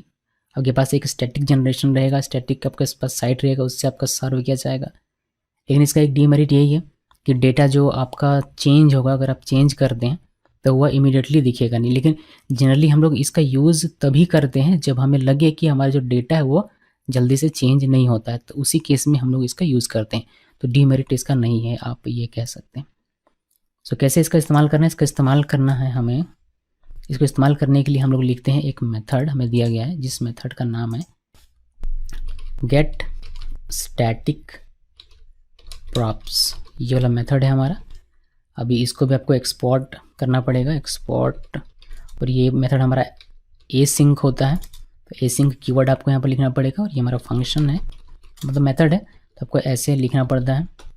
और फिर आप यहाँ पर अपना जो भी लिखते हैं वो लिख सकते हैं। देखिए ये यहाँ पर आप क्या क्या काम कर सकते हैं। यहाँ पर आप डेटा फैचिंग का काम कर सकते हैं। अगर आपको डेटाबेस से डेटा लाना है तो आप वह काम इसके अंदर में कर सकते हैं। अगर आप API रिक्वेस्ट करते हैं तो वह काम आप यहाँ पर कर सकते हैं। आपको API रिक्वेस्ट करके दिखाता हूँ, बिकॉज डेटाबेस के लिए मैं बैकएंड में जाना पड़ेगा और बैकएंड में मैं अभी जाना नहीं चाहता। तो आपको API फेच करके दिखाता हूँ, जो कि कॉमन से API सब लोग यूज़ करते हैं, जेसन प्लेस होल्डर का। उस API को मैं यहाँ से फेच करके आपको दिखाता हूँ। फिर यहाँ से जो भी आप रिटर्न करेंगे प्रॉप्स के तौर पर रिटर्न होगा और वह इस कंपोनेंट के पास जाएगा प्रॉप्स के तौर पर। कैसे जाता है, कैसे प्रोसेस होता है, देखिए। तो आपको ये जो है इसका सिंटैक्स है कुछ इस तरीके से। आपको एक्सपोर्ट लिखना है, एसिंक लिखना है, फंक्शन और गेट स्टैटिक प्रॉप लिखना है। फिर यहाँ पर आप डेटा फैचिंग का, जो भी डेटा फैचिंग हो कहीं से भी, API से हो या फिर डेटाबेस से हो, जो भी काम हो आप यहाँ पर कर सकते हैं। फिर ये क्या करता है, ये रिटर्न करता है प्रॉप्स ऑब्जेक्ट। तो प्रॉप्स लिखना होता है। फिर जो भी आपका डेटा हो वह आप यहाँ पर लिख सकते हैं। जैसे डेटा हो तो डेटा आप लिख सकते हैं। लेकिन फेचिंग का तो आपको लिखना पड़ेगा कोड। तो ये इसका बेसिक सिंटेक्स है ये वाला पूरा। तो मैं आपको दिखाता हूँ कि डेटा फेचिंग का कोड हम लोग एपीआई से कैसे करते हैं। हम लोग यहाँ पर फेच एपीआई का यूज़ करेंगे। आप चाहें तो एक्सियोस का भी यूज़ कर सकते हैं और आप चाहें तो एक्सएचआर का यूज़ कर सकते हैं। तो यहाँ पर फेच एपीआई का यूज़ कर रहा हूँ मैं, बिकॉज वो हमें मिल जाता है ऐसे ही। अगर मैं एक्सियोस यूज़ करूँगा तो मुझे फिर एक्सियोस को इंस्टॉल करना पड़ेगा, जो मैं नहीं चाहता अभी फिलहाल। तो मैं आपको फेच एपीआई के थ्रू दिखाता हूँ। तो कॉन्स्ट रेस लिखा मैंने और यहाँ पर अवेट होगा ये, और फेच यूज़ करेंगे तो फेच लिखा मैंने, और यहाँ पर हमारा यूआरएल होगा जो भी यूआरएल है। तो मैं यूआरएल एक डेटा आपको दिखाता हूँ पहले, मतलब एक ही डेटा दिखाऊंगा, बाकी एक हमारा प्रोजेक्ट देखेंगे लास्ट में तो उसमें मैं आपको सभी दिखा दूंगा। सो यहाँ पर एक पोस्ट आएगा हमारे पास। अभी इसका मैं डेटा निकालना पड़ेगा। तो const data equal await res dot JSON ये लिखा मैंने। फिर ये जो डेटा है हमने रिटर्न कर दिया प्रॉप्स के तौर पर। अब ये जो हमारा है ये चला जाएगा यहाँ पर, ये इस कंपोनेंट के पास, इस कंपोनेंट में यहाँ पर आर्ग्यूमेंट के तौर पर। तो आप इसको डीस्ट्रक्चर कर सकते हैं, डायरेक्ट डेटा लिख दीजिए, फिर डेटा में आपको मिल जाएगा। तो डेटा यहाँ पर हमारा जो कंसोल कर लेता हूँ पहले ताकि आपको समझ में आ जाए। यहाँ पर डेटा लिखते हैं, मैंने इसको सेव किया। तो यहाँ पर इसने क्या किया, इसने इस यूआरएल पे हिट किया, फिर इसमें एक पोस्ट आया होगा, ये हमने जेसन में बदला और हमने इस डेटा में रखा। तो डेटा, इस डेटा में क्या है, ये जो डेटा है ये डेटा पहले यहाँ पर गया, ठीक। अब इस डेटा में क्या है ये हम लोग यहाँ पर देखना, लेकिन कंसोल हमने किया हुआ है। इसको सेव कीजिए, सेव करने के बाद यहाँ पर रिफ्रेश कीजिए और कोई एरर नहीं है। इसको हम इंस्पेक्ट करते हैं, कंसोल में चलते हैं और यहाँ पर देखिए ऑब्जेक्ट हमारे यहाँ पर हमें दिख रहा है। ये हमने एक्सपेंड किया तो हमें बॉडी मिलता है। डेटा के अंदर डेटा डॉट बॉडी करेंगे तो ये इसका बॉडी मिल जाएगा, डेटा डॉट आईडी मिल जाएगा, डेटा डॉट टाइटल तो ये टाइटल मिल जाएगा। तो मुझे टाइटल और बॉडी देखना है तो मैं यहाँ पर क्या करूँगा, यहाँ पर मैं लिखूँगा एक H2 बनाते हैं और यहाँ पर लिखते हैं डेटा डॉट टाइटल, उसी तरीके से डेटा डॉट बॉडी, और यहाँ पर H2 की जगह पर लिखना है P, और मैंने इसको सेव कर दिया। सेव करने के बाद इसको रिफ्रेश ऑटोमेटिकली होगा, देखिए आपको टाइटल दिखाई देता है और आपको दिखाई देता है आपका जो बॉडी है वो। अगर मैं यहाँ पर कोई और अगर फैच करता हूँ, जैसे कि 1 की जगह पर मैंने 5 किया, इसको मैंने यहाँ पर देखिए हमारा जो टाइटल है वो कुछ इस तरीके से है। मैंने इसको सेव किया, सेव करने के बाद इसको जब हम लोग रिफ्रेश करेंगे तो 5वें नंबर पर जो होगा वो हमें दिखाई देता है। एक चीज़ का ध्यान रखिएगा कि डेवलपमेंट के जब आप डेव मोड में रहते हैं, जैसे अभी हम लोग डेवलपमेंट मोड में हैं, तो उस केस में जो गेट स्टैटिक प्रॉप होता है वो हर रिक्वेस्ट पर सर्वर के पास जाकर और वापस आता है। ये सिर्फ जो मैंने आपको बताया कि स्टैटिक जनरेशन का, ये सिर्फ आपको प्रोडक्शन में ही देखने को मिलेगा, डेवलपमेंट में नहीं। अभी हम लोग जो देख रहे हैं, अभी हम लोग इसमें और जो हमारा सर्वर साइड रेंडरिंग है उसमें, दोनों में हम लोग कोई भी डिफ्रेंशिएट नहीं कर पाएंगे डेवलपमेंट में, जब तक इसका प्रोडक्शन में ना डाल दें। बट आप कॉन्सेप्ट समझ के रखिए कि अगर डेटा आपका चेंज नहीं हो रहा उस केस में आप जो स्टैटिक जनरेशन है उसका यूज़ कीजिए, जैसे हमने यहाँ पर किया है वैसे। अभी क्या होगा कि मान लीजिए कि ये हमने 5 पोस्ट, मानकर चलिए कि हमने ये जहाँ से हम लोग डेटा फेच कर रहे हैं वहाँ से ये हमें 4 डेटा ही है कुल मिलाकर, सिर्फ 4 है। तो वहाँ से हमने डेटा फेच किया, हमने चारों डेटा यहाँ होम पेज में दिखाया, जो कि हमें यहाँ पर 4 डेटा यहाँ पर दिखाई, 4 पोस्ट हमें दिखाई दे रहे हैं। अभी उस एपीआई में अपडेट होता है, जिस बंदे ने उस एपीआई को बनाया वो अपडेट करता है और उस 4 के अलावा एक और नया पोस्ट उसमें करता है, तो वह डेटा हमें यहाँ पर नहीं दिखेगा, बिकॉज हमने स्टैटिकली उसको जनरेट करके रख दिया हुआ है। अब उस में से ही यूज़र को सर्व किया जा रहा है, तो नया जो अपडेट हुआ वो यूज़र को यहाँ पर देखने को नहीं मिलेगा। ओके, लेकिन उसका एक उसमें दिया गया बहुत सारी चीज़ें और होती हैं जो डिटेल में यहाँ बात नहीं कर रहा हूँ। एक रीवैलिडेट करके एक हमारे पास प्रॉपर्टी मिलती है, जिसमें वो डिफाइन कर देते हैं कि 10 सेकंड के बाद फिर से ये रिक्वेस्ट करे और फिर से जो नया डेटा है उसके साथ वो फैच करे। तो बट उसमें मैं जा नहीं रहा, बिकॉज प्रोडक्शन होता तो वो ज़्यादा बेहतर तरीके से हमारा एग्जामिन होता, मगर फिर भी जो थ्योरेटिकल जानकारी है, जो यूज़ करने का तरीका है वो बिल्कुल इसी तरीके से सेम है। तो ये था इसकी कहानी गेट स्टैटिक प्रॉप्स की। आप डेटा फैच करते हैं और यह जाता है इस कंपोनेंट में, और इस कंपोनेंट में इस तरीके से आप डेटा निकाल सकते हैं। और सेम तरीके से यूज़ होता है सर्वर साइड जनरेशन, यानी कि आप जिसके लिए आप यूज़ करते हैं गेट सर्वर साइड प्रॉप्स, तो वह भी दिखा देता हूँ मैं। ये हम लोग पूरा कॉपी कर लेते हैं, ठीक है। इसको कॉपी किया, पेस्ट किया और इस वाले को कमेंट कर देते हैं। अभी दोनों को लगे कि दोनों सेम है, कोई डिफरेंस नहीं है, लेकिन है। जो डिफरेंस मैंने आपको बताया वह है इसमें। यहाँ गेट स्टैटिक प्रॉप्स लिखने के बजाय आपको लिखना है गेट सर्वर साइड प्रॉप्स। और इसमें डेटा फेच करने का काम जैसे हम लोग कर रहे हैं बिल्कुल वैसे ही करेंगे। यहाँ 6 की जगह मैं कोई और करता हूँ, 7 कर दिया मैंने, और ये ऐसे ही जाएगा और ये हमेशा ऐसे ही, ये सारी चीज़ें सेम रहेगी। इसको सेव किया, सेव करने के बाद जब आप रिफ्रेश करेंगे तो आपको वो सारी चीज़ें वैसे दिखाई देंगी। लेकिन इस बार क्या होगा, इस बार जो कि आप सर्वर साइड रेंडरिंग यूज़ कर रहे हैं तो ये हर रिक्वेस्ट पर जब भी आप कोई डेटा फेच करने के लिए इसको बोलेंगे, जब भी आपका index.js चलेगा तो ये क्या करेगा, ये सर्वर के पास रिक्वेस्ट को लेकर जाएगा और वहाँ से एकदम ताज़ा तरोताज़ा आपका अपडेट रहेगा, उसके साथ आपको आपका डेटा दिखाई देगा। यानी कि यूज़र के रिक्वेस्ट के बेस पर डेटा आपका चेंज होता रहेगा। रिक्वेस्ट यूज़र रिक्वेस्ट करेगा और जो भी नया डेटा रहेगा वो यूज़र को मिलेगा।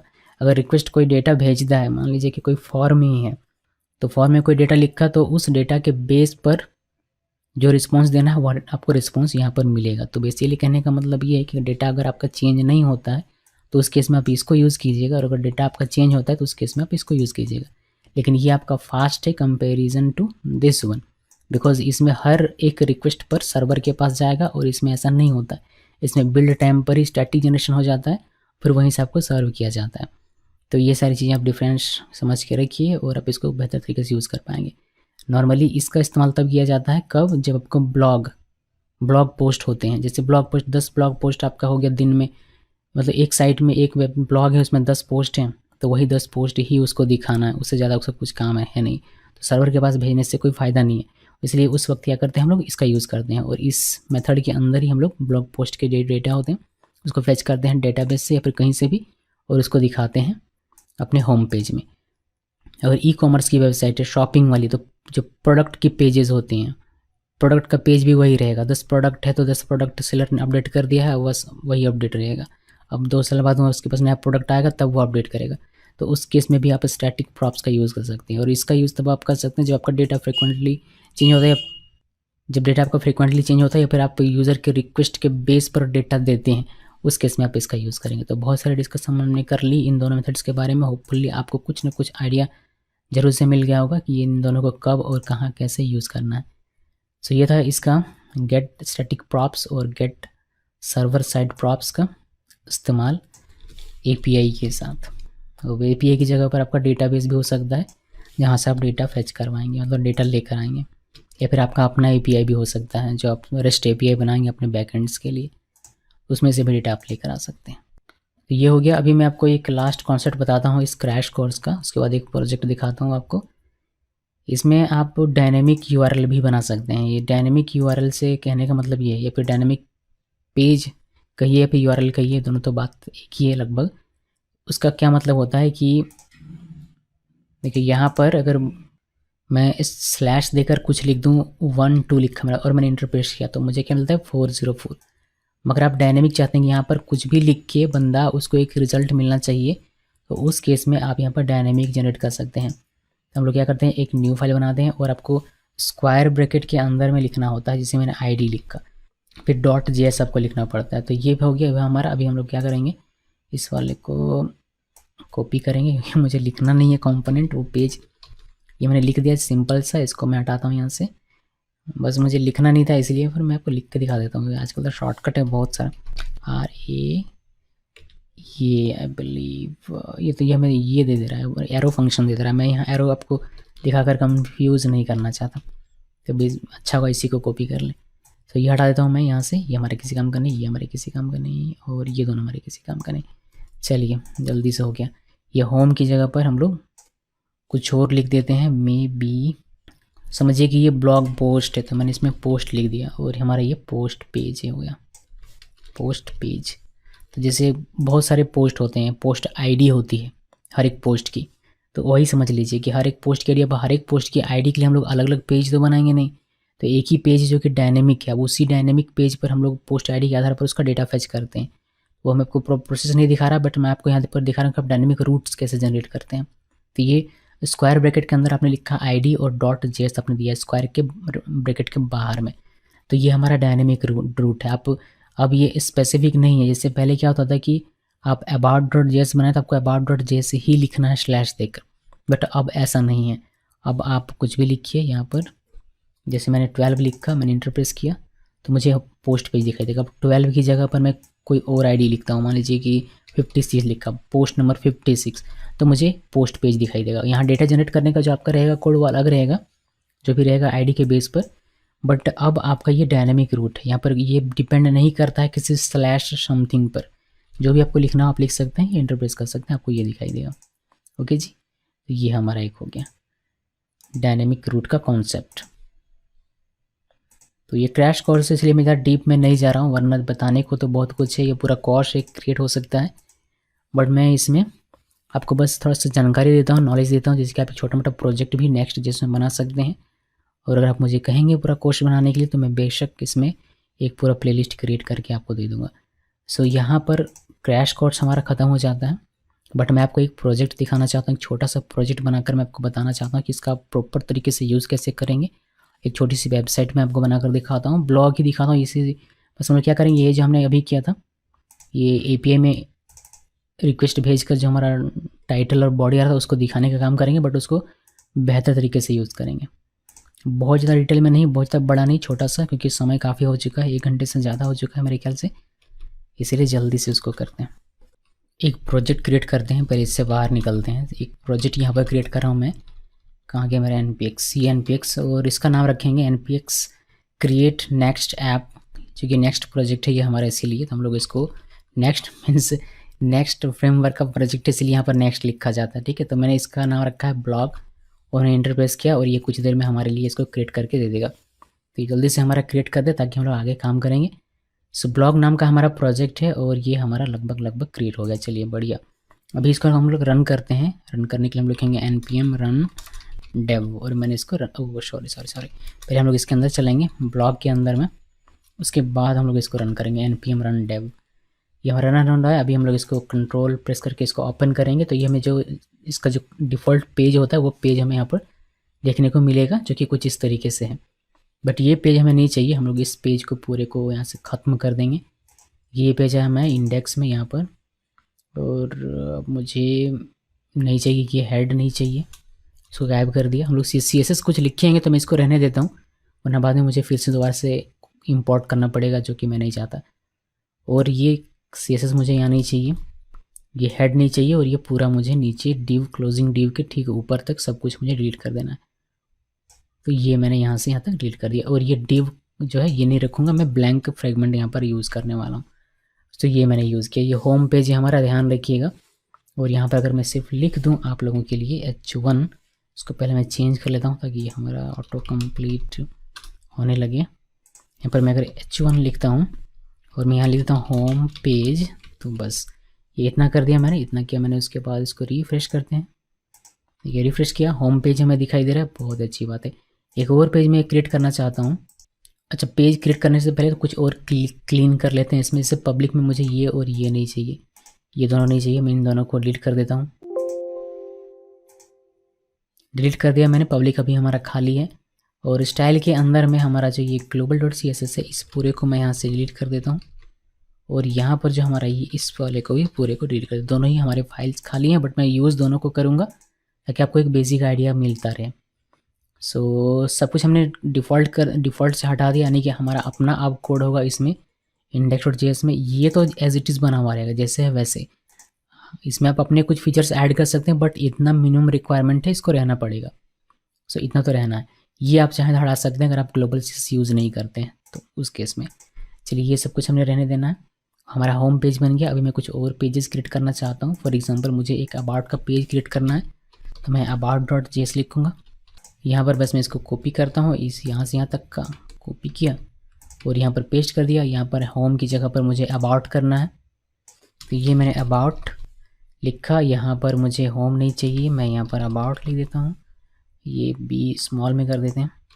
इसको सेव किया और यहाँ पर थोड़ा सा मैं टेक्स्ट लिख देता हूँ। ये मुझे चेंज करना पड़ेगा, जावास्क्रिप्ट से रिएक्ट जावास्क्रिप्ट। अभी हमारा ऑटो कंप्लीट होगा, एमिट काम करेगा। सो यहाँ पर लॉरेम का मैंने इतना कोड लिख दिया, मैंने इसको सेव किया। अभी अबाउट पेज में जाएंगे तो अबाउट दिखाई देगा, और होम में रहेंगे तो ये हमें दिखाई देगा। बहुत बढ़िया। एक और हमें बनाना है, एक और हम लोग बनाते हैं contact.js अगर इसमें कुछ मैं लिखूँगा नहीं, मगर फिर भी मैं बना रहा हूँ ताकि आपको हरा भरा दिखाई दे। उसको मैंने सेव किया। यहाँ पर हमें कांटेक्ट करना है, ये मुझे चेंज करना है, यहाँ पर लिखना है कांटेक्ट, और मैंने इसको सेव कर दिया। अभी आपको पता है आप सभी को, अगर हम लोग यहाँ पर चलते हैं और होम पेज में होम पेज दिखाई देगा, स्लैश लिख कर अबाउट लिखेंगे तो अबाउट दिखाई देगा, और कांटेक्ट लिखेंगे तो कांटेक्ट दिखाई देगा। बट ऐसे तो यूज़र यहाँ पर आकर तो लिखेगा नहीं, हमें एक प्रॉपर बनाना पड़ेगा नंबर नेविगेशन के लिए, तो वह भी हम लोग क्रिएट करेंगे अभी कुछ देर में। लेकिन उससे पहले हम लोग बनाएंगे लेआउट कंपोनेंट, जो कि हमारा लेआउट हमें तैयार करके देगा, और जो रिपीट हो रही हैं चीज़ें वह हमारी बेहतर होंगी। तो हमें क्या करना है, हमें एक कंपोनेंट फोल्डर बनाना है। हमारा जो प्रोजेक्ट फोल्डर है उस फोल्डर के अंदर राइट क्लिक कीजिए और एक बनाइए कंपोनेंट्स। इसमें जो भी हमारे जैसे रिएक्ट के कंपोनेंट्स बनाते थे बिल्कुल वैसे ही बनाएंगे। तो कंपोनेंट्स नाम का फोल्डर बनाया। अब इस फोल्डर के अंदर में फाइल बनाएंगे। पहला फाइल मैं बना रहा हूँ layout.js के नाम से।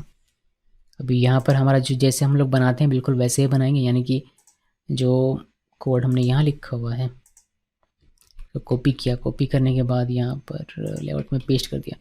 अब यहाँ पर बस अबाउट ना लिख कर हमें लिखना है लेआउट। बट ये पेज नहीं है हमारा, याद रखिएगा। आपने इस तरीके से लेआउट बनाया, और अगर आप सोच रहे हैं कि मैं यहाँ पर अगर लेआउट जाकर लिखूँगा ये लेआउट और ये मुझे लेआउट पेज यहाँ पर दिखाएगा, तो वैसा नहीं होने वाला। वो सिर्फ वो होता है जो पेजेस फोल्डर के अंदर लिखते हैं उसमें होता है। आप भले ही इस फोल्डर के अंदर फोल्डर बनाइए फिर उसको लिखिए तो काम करेगा, लेकिन इस फोल्डर के बाहर के जो पेजेस हैं उस पर ये काम नहीं करता। तो ये फोल्डर पर ही काम करेगा, यानी कि पेजेस फोल्डर पर ही आपका ये यूआरएल बनेगा, बाहर वाले पर नहीं। जैसे कि ये layout.js, तो इस पर ये काम नहीं करेगा। तो बेसिकली मैंने ये लेआउट बनाया, इसमें ये सारी चीज़ें करने की आवश्यकता हमें नहीं है। बस इतना बना के रखिए, ये हमारा लेआउट बनेगा। और ये मैं जरा हटा देता हूँ।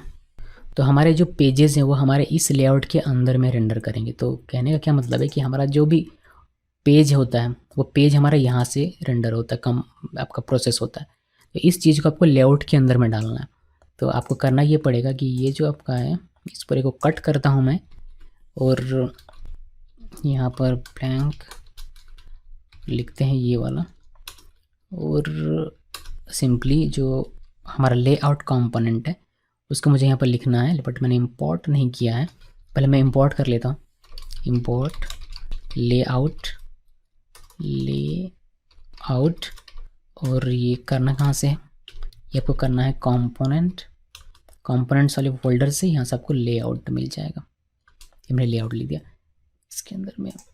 चलिए एक ही है, ये हमने लिख दिया। अभी हमें यहाँ पर लेआउट लिखना है। यहाँ पर आपको लिखना है लेआउट, तो नहीं आ रहा ये, यहाँ पर आपको लिखना है लेआउट इस तरीके से, और इसके अंदर में जो हमने कट किया था उसको हम लोग पेस्ट कर देंगे। सो अब जो भी हमारा इसमें क्या है, इसमें जो पेजेस हमारे ये पेजेस हैं वो सारे पेजेस यहाँ पर है। जिस भी पेज में आप क्लिक करते हैं वो पेज प्रोसेस होता है और आपको वेब पेज में दिखाई देता है। तो अभी जिस भी पेज में आप क्लिक करेंगे वह पेज तो प्रोसेस होगा, लेकिन वह होगा लेआउट कंपोनेंट के अंदर में। तो यहाँ पर क्या हमारा मेन पेज है जो आप यहाँ पर देखते हैं, ये वाला जो आपको दिखाई दे रहा है, ये कहाँ गया जी, इसको रिफ्रेश करते हैं।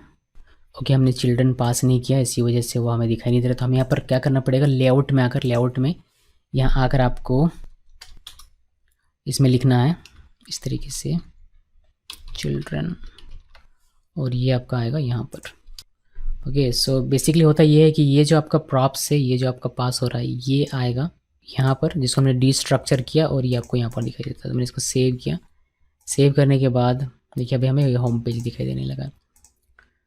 तो समझ लीजिए कि ये पूरा हमारा यहाँ पर है इसमें, और इस पूरे में ये जो आपको कंटेंट दिखाई देता है ये कंटेंट है, ये वाला होम पेज।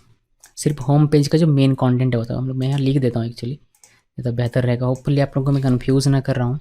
तो मैंने इसको मेन टैग के अंदर में लिख दिया। तो जो हमारा जैसे कि क्या होता है, पहले हमारा होता है किसी भी वेब पेज का सबसे पहले ऊपर में होता है, आप लिखते हैं नव टैग, बॉडी के अंदर जस्ट फिर नव टैग बनता है, उससे नेविगेशन बार हम लोग उसमें अंदर में लिखते हैं। फिर हमारा हेडर होता है, या फिर हम लोग हीरो सेक्शन बनाते हैं तो हेडर के अंदर बनाते हैं, तो हमारा हेडर हो गया। या फिर आप हीरो सेक्शन के अंदर बनाते हैं तो आप हीरो कंपोनेंट इसमें बना सकते हैं। फिर उसके बाद हमारा जो होता है मेन कंटेंट होता है, तो वही मेन कंटेंट समझ लीजिए कि आपका यहाँ पर आ रहा है। ठीक है, तो हमने ये बना लिया, लेआउट बन गया हमारा, और हमने इसको यहाँ पर इस तरीके से कर दिया हुआ है। ये सब कुछ हमारा बेहतर तरीके से है, यहाँ पर कोई इशू हमारी नहीं है। जो भी हमारा ग्लोबल CSS होगा सभी में हमारा अप्लाई होगा यहाँ भी। ठीक है, हमें क्या चाहिए, हमें चाहिए एक नेविगेशन बार। तो नेविगेशन बार के लिए हम लोग क्या करेंगे, हमारे पास ऑप्शन है कि हम लोग नैव बार इसमें भी बनाएं, इसमें भी बनाएं और इसमें भी बनाएं, और सब में कॉपी पेस्ट करें, उससे हमारा रिडंडेंट होगा। तो वो प्रोसेस हम लोग नहीं कर रहे हैं, हम लोग प्रोसेस हमने शुरू में देखा हुआ था। मैं उससे ईजी तरीका आपको बताता हूँ। कंपोनेंट में जाएंगे, एक न्यू फाइल बनाएंगे और यहाँ पर हम लोग एक नया फाइल बनाएंगे navbar.js, और यहाँ पर बस ऐसे ही एक फंक्शन बनाना है। तो मैं इसको कॉपी करके इसके अंदर में डालता हूँ, और ये नहीं चाहिए, ये दोनों नहीं चाहिए, और यहाँ पर ये कॉन्टैक्ट के बजाय मैं यहाँ लिख देता हूँ नव बार। ठीक है, नव बार कैसे बनाते हैं, यानी कि नेविगेशन कैसे, लिंक्स हम लोग कैसे बनाते हैं हमें पता है, हमें लिंक को पहले इंपोर्ट करना पड़ेगा। तो यहाँ नीचे आइए, फिर यहाँ लिखे इंपोर्ट लिंक फ्रॉम next/link। अभी हम लोग जैसे लिंक मैंने आपको बनाना सिखाया है शुरू में, वैसे ही बनाना है आपको। यूएल लिखिए, यूएल के अंदर में li बनाइए, और li के अंदर में लिंक टैग, और लिंक टैग के अंदर में a टैग, और a टैग में href नहीं लिखा जाएगा, लिंक में लिखा जाएगा। तो href, और पहला वाला रूट बनेगा यानी कि होम पेज, तो यहाँ पर होम लिख दीजिए, और दूसरा वाला हम लोग अबाउट और फिर कॉन्टैक्ट, तीन ही मैं आपको दिखा रहा हूँ, अबाउट और हमारा यहाँ पर कॉन्टैक्ट, और मैंने इसको सेव कर दिया। तो ये हमारा कुछ इस तरीके से हो गया। अभी इसमें हमें अबाउट करेंगे, तो यहाँ अबाउट में, और हमारा ये हो जाएगा कॉन्टैक्ट। और ये जो हमारा नेविगेशन का कंपोनेंट है, नव बार का जो कंपोनेंट है, इस कंपोनेंट को बस हमें इस लेआउट में ला कर रखना है। लेआउट में रखना है कहाँ पर, मेन कंटेंट के ऊपर में, ये जो हमारा मेन है इसके ऊपर में यहाँ पर। तो यहाँ पर आप नव बार इस तरीके से इसको इंपोर्ट करना पड़ेगा, इंपोर्ट कर लीजिए। इंपोर्ट नहीं करने से काम नहीं बनेगा, तो इंपोर्ट नव बार फ्रॉम कंपोनेंट्स नव बार को सेव कीजिए। सेव करने के बाद अभी देखिए कि हमारा आता है या नहीं। ओके, देखिए हमारा नव इसमें दिखाई दे रहा है। आप अबाउट में क्लिक करेंगे, अबाउट में भी जाएगा, और कंटेंट में क्लिक करेंगे तो कंटेंट में भी जाएगा। अभी हमारा ये एक जगह लिखा कंपोनेंट बनाकर तो सब जगह हमारा काम कर रहा है। कैसे होता है ये, ऐसे ही होता है, वैसे मतलब ऐसे। ये पूरा हमारा देखिए लेआउट के अंदर में, तो ये हमारा यहाँ से यहाँ चिल्ड्रन में यहाँ पर आया, ये हमारा मेन वैसे एज इट इज़ बना हुआ रहेगा। अब यहाँ पर जिस भी पेज में आप क्लिक करते हैं उस पेज, वह पेज आपको यहाँ पर मिलता है इस मेन के अंदर। तो अबाउट में क्लिक किया तो अबाउट का जो भी कंटेंट है, अबाउट में क्लिक करते हैं, जो भी ये हमारा पूरा कंटेंट है, ये आपको इस चिल्ड्रन के रिप्लेसमेंट में देखने को मिलता है। लेकिन नव बार तो एज इट इज़ है, वो तो हर जगह पर है। जब अबाउट में क्लिक किया तो यहाँ अबाउट का दिखाई देता है, लेकिन नव बार हमारा जैसा था वैसे ही दिखाई देता है, यानी कि ये कंपोनेंट हमारा हमें लिंक जैसे था वैसे ही का। अगर आप कॉन्टेंट में क्लिक करेंगे तो यहाँ पर कॉन्टेंट का कॉन्टेंट आएगा, और नव बार आपका एज इट इज़ रहेगा। उसी तरीके से होम में क्लिक करेंगे तो होम का कंटेंट आएगा, बट नव बार आपका एज इट इज़ रहेगा। इसलिए बस आपने एक बार नव बार लिखा इस लेआउट में, और आपको तीनों पेजेस में मिलता है। तो जो भी चीज़ें आपको सभी पेजेस में चाहिए, अब उसका आप एक कंपोनेंट बनाइए, और उसको आप इस लेआउट वाले layout.js में जिस भी जगह पर चाहिए उस जगह पर बस आप उसको लगा दीजिए, आपको सारे पेजेस में मिल जाएगा। Easy PG. चलिए बढ़िया। अब थोड़ा सा CSS में लगाना चाहता हूँ ताकि ये जो हमारा नेविगेशन है ये थोड़ा सा बेहतर हमारा दिखे। तो CSS में मैं ज़्यादा डिस्कस नहीं कर रहा हूँ, मैं ग्लोबल जो हमारा यहाँ पर है CSS, इस पर आता हूँ, थोड़ा सा कॉपी पेस्ट कर देता हूँ। ये मैंने W3 स्कूल से लिया हुआ है, लिखा हुआ मैंने भी नहीं है, तो वहाँ से मैंने ये लिया हुआ है। ये HTML है, बॉडी है, इसके अंदर ये पैडिंग वगैरह और फॉन्ट फैमिली है। फिर ऑल करके यानी कि सभी में मैंने बॉक्स साइजिंग बॉर्डर बॉक्स किया हुआ है, और यूएल में मैंने style list style type non किया हुआ है। Margin padding 0, overflow hidden, background colour Indigo दिया हुआ है। वहाँ बैकग्राउंड कलर कुछ और था बट मैंने इसको चेंज कर दिया है। फिर LI को फ्लॉट लेफ्ट किया हुआ है। LI A में display block, colour white, text align centre, padding इतना इतना, डेकोरेशन नन कर दिया, और हॉवर होने पर ये कलर होगा। तो ये मैंने सेव किया। सेव करने के बाद ये जो ये ग्लोबल है, और ग्लोबल को हमने यहाँ पर ऑलरेडी लिखा हुआ इंपोर्ट करके, तो ये सभी पेजेस में हमारा अप्लाई होगा। इसको मैंने सेव किया, और देखिए हमारा ये जो नेविगेशन है कुछ इस तरीके से दिखने लगता है। बढ़िया दिख रहा है। चलिए, तो ये हमारा नेविगेशन हो गया। मैं चाहता हूँ इसके नीचे एक हीरो सेक्शन हो। हीरो का जो इमेज रहता है, हीरो मीन्स बॉलीवुड वाला हीरो नहीं, जो वेबसाइट का जो हम लोग हीरो सेक्शन बोलते हैं वह यहाँ पर आए। तो उसको कैसे करना है वह देखिए।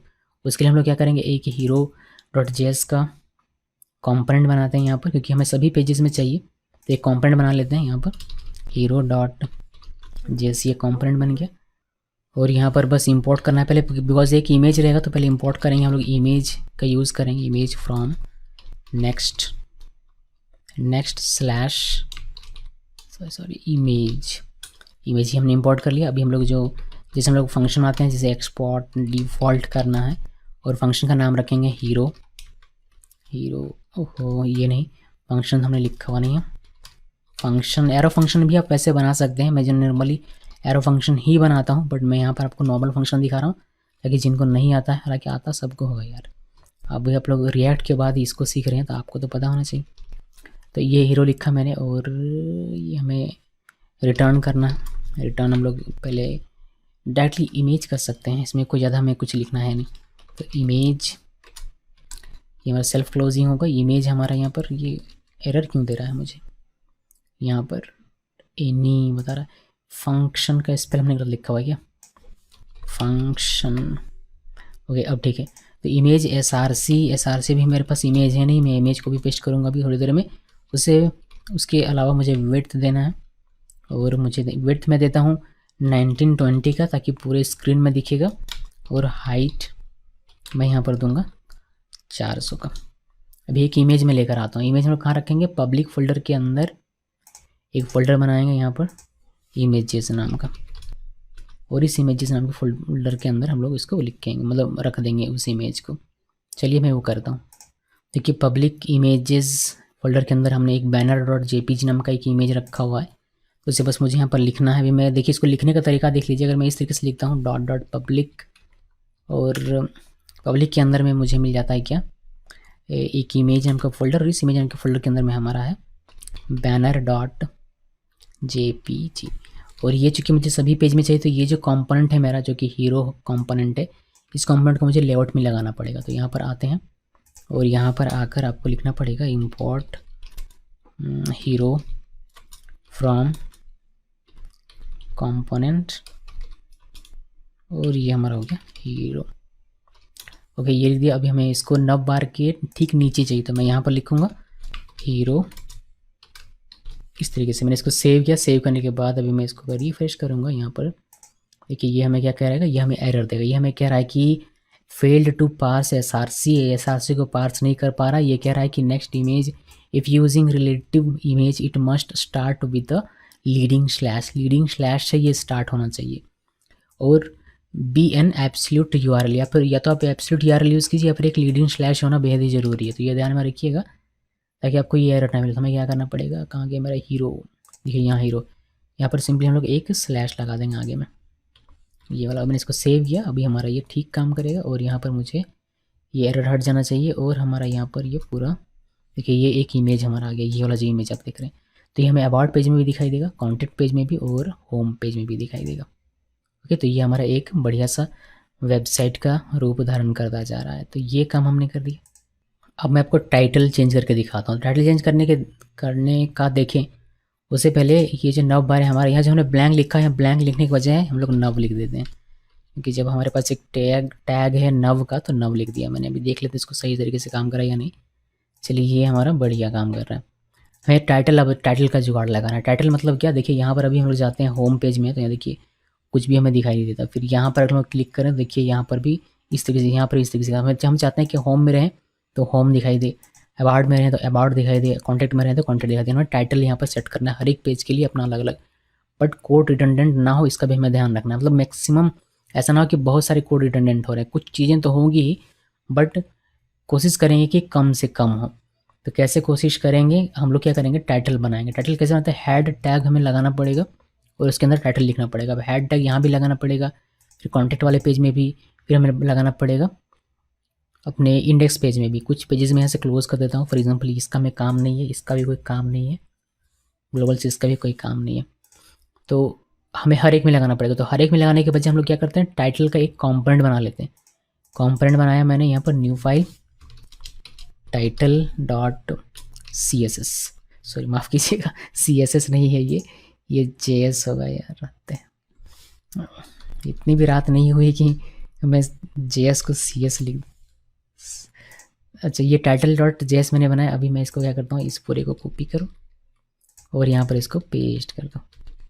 और यहाँ पर हमें चेंज करना पड़ेगा, ये कॉन्टैक्ट नहीं है, ये हमारा है टाइटल। तो मैं यहाँ लिखता हूँ टाइटल, और ये पूरा इस तरीके से ना लिखकर सिर्फ एक हमें लिखना है, इसमें हेड टैग यूज़ होता है, तो हम लोग हेड टैग यूज़ करेंगे। देखिए हमने हेड लिखा और ये हेड टैग हो गया।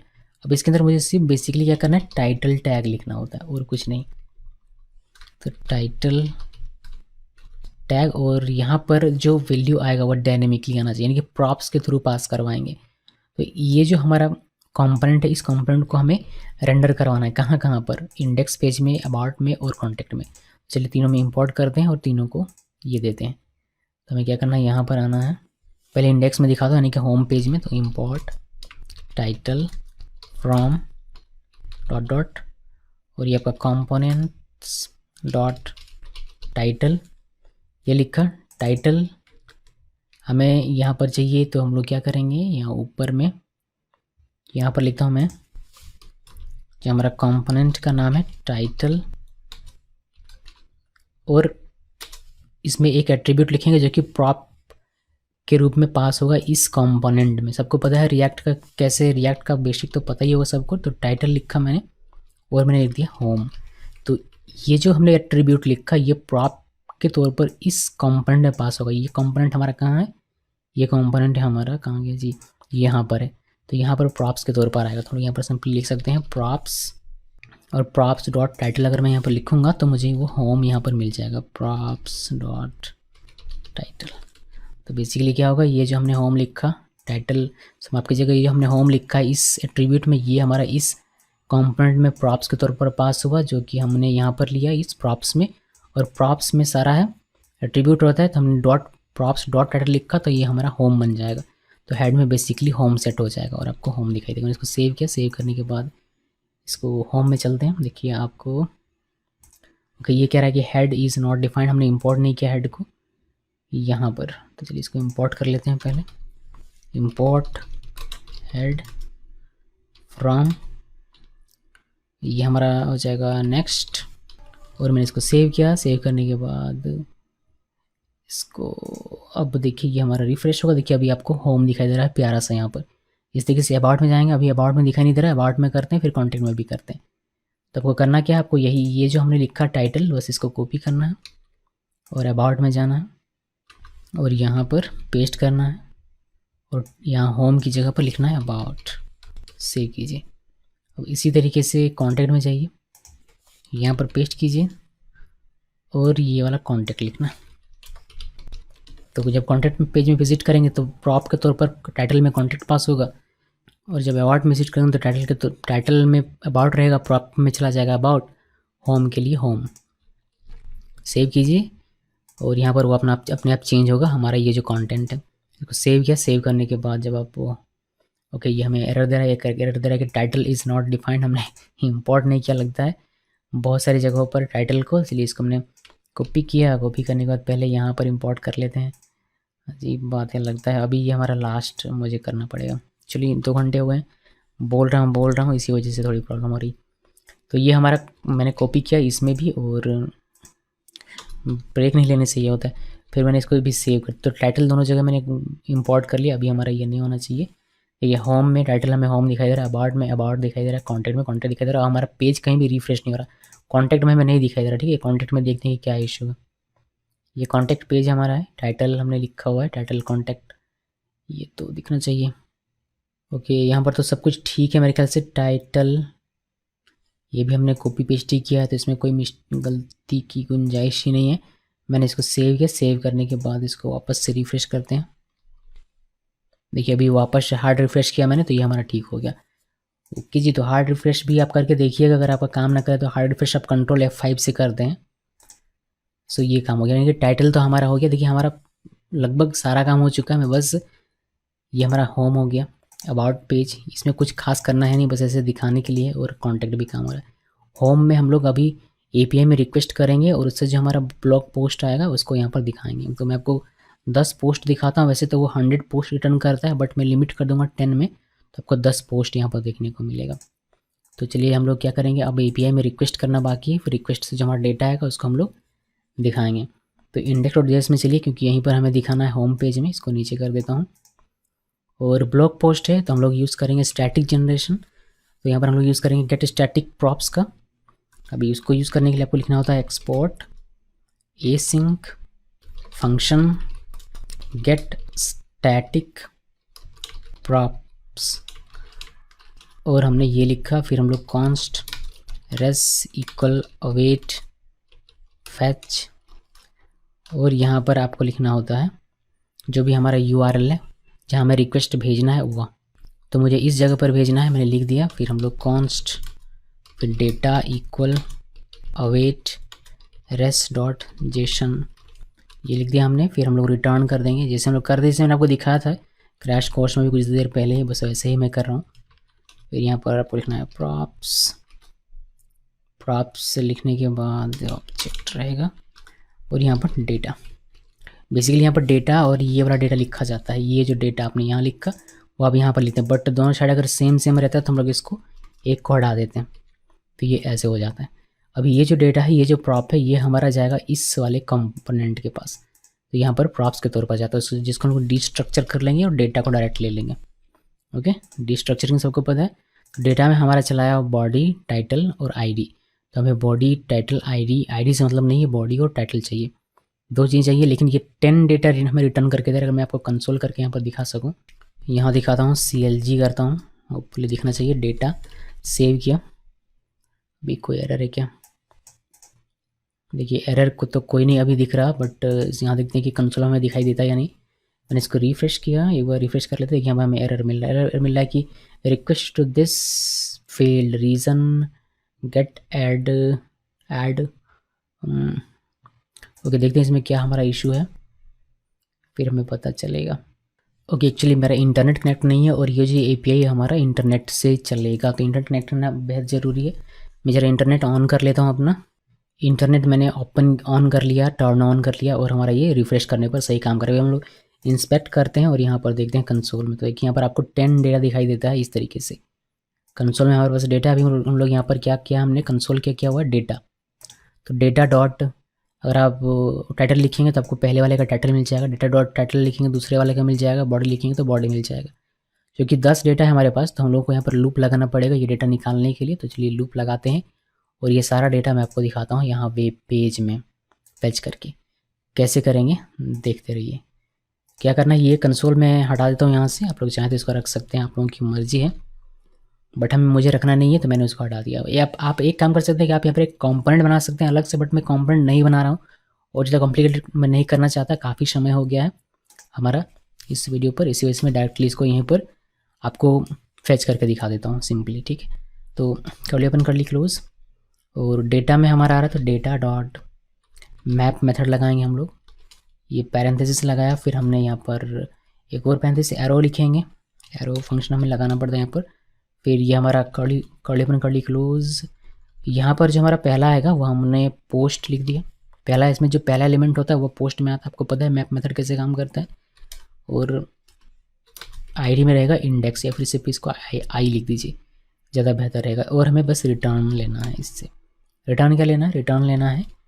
चूँकि यहाँ मल्टीपल होंगे तो मैं यहाँ पर पैरेंथेसिस लगा देता हूँ ताकि हमें एरर ना आए, कि बहुत छोटी छोटी चीज़ें हैं जो कि हमने पहले ही देखी हुई है। मैं इसको इंटरप्रेस करता हूँ, ये बहुत ही ज़्यादा यहाँ पर गंदा सा लग रहा है, तो यहाँ पर एक इंटरप्रेस करते हैं, ये नीचे चलाएगा, एक यहाँ इंटरप्रेस करते हैं। ओके जी, ओके, होपफुली सब कुछ बढ़िया रहे। एक इंटरप्रेस यहाँ भी कर देता हूँ, तो यहाँ हम लोग लिखते हैं डिव एक, सबसे पहले ये डिव लिखा, और इस डिव के अंदर में मैं लिखूँगा एक H3, और H3 में हम लोग लिखेंगे पोस्ट डॉट टाइटल। ठीक है, अभी इसी के साथ नीचे आते हैं, और यहाँ पर P टैग, और P टैग में हमारा जो बॉडी है पोस्ट का, पोस्ट डॉट बॉडी, वह लिख देते हैं। ठीक है, एक HR भी लिख देता हूँ मैं यहाँ पर, हॉरिजॉन्टल लाइन ही हमें बना कर देगा, और मुझे लगता है कि इतने से हमारा काम हो जाना चाहिए। एक और चीज़ में, चूँकि मैप मेथड यूज़ करता हमें की चाहिए, वरना हमें ये वार्निंग देगा, तो यहाँ पर मैं की लिख देता हूँ, यही जो इंडेक्स है हमारा वही, तो मैं इक्वल और ये आई लिख देता हूँ। ओके, होपफुली अब हमारा सब कुछ सही तरीके से चलना चाहिए। तो डेटा में हमारा एरे है जिसे हमने मैप मेथड लगाया इसमें। जब ये पहली बार चलेगा तो इस डेटा में जो पहला पूरा एलिमेंट है जिसमें एक पूरा का पूरा ऑब्जेक्ट है, यूज़र आईडी है, टाइटल है, बॉडी है, वो पूरा इस पोस्ट में आता है। तो पोस्ट डॉट टाइटल करेंगे तो पहले वाले का टाइटल दिख जाएगा, पहली बार जब लूप चल रहा है तब, मतलब पोस्ट मैप मेथड चल रहा है तब। फिर पोस्ट डॉट बॉडी करेंगे तो पहले वाले का बॉडी पता चल जाएगा। फिर जब दूसरी बार जब ये मैप चलेगा तो इस डेटा में जो दूसरा एलिमेंट है वह रहेगा इस पोस्ट में। तो पोस्ट डॉट टाइटल करने से दूसरे वाले एलिमेंट का जो टाइटल है वह पता चल जाएगा। पोस्ट डॉट बॉडी करने से दूसरे वाले का जो बॉडी रहेगा वो पता चल जाएगा, वो आपको स्क्रीन पर फैच होकर दिखाई देगा, मतलब आपको वेब पेज में फैच होकर दिखाई देता रहेगा। तो ये हमने कर लिया।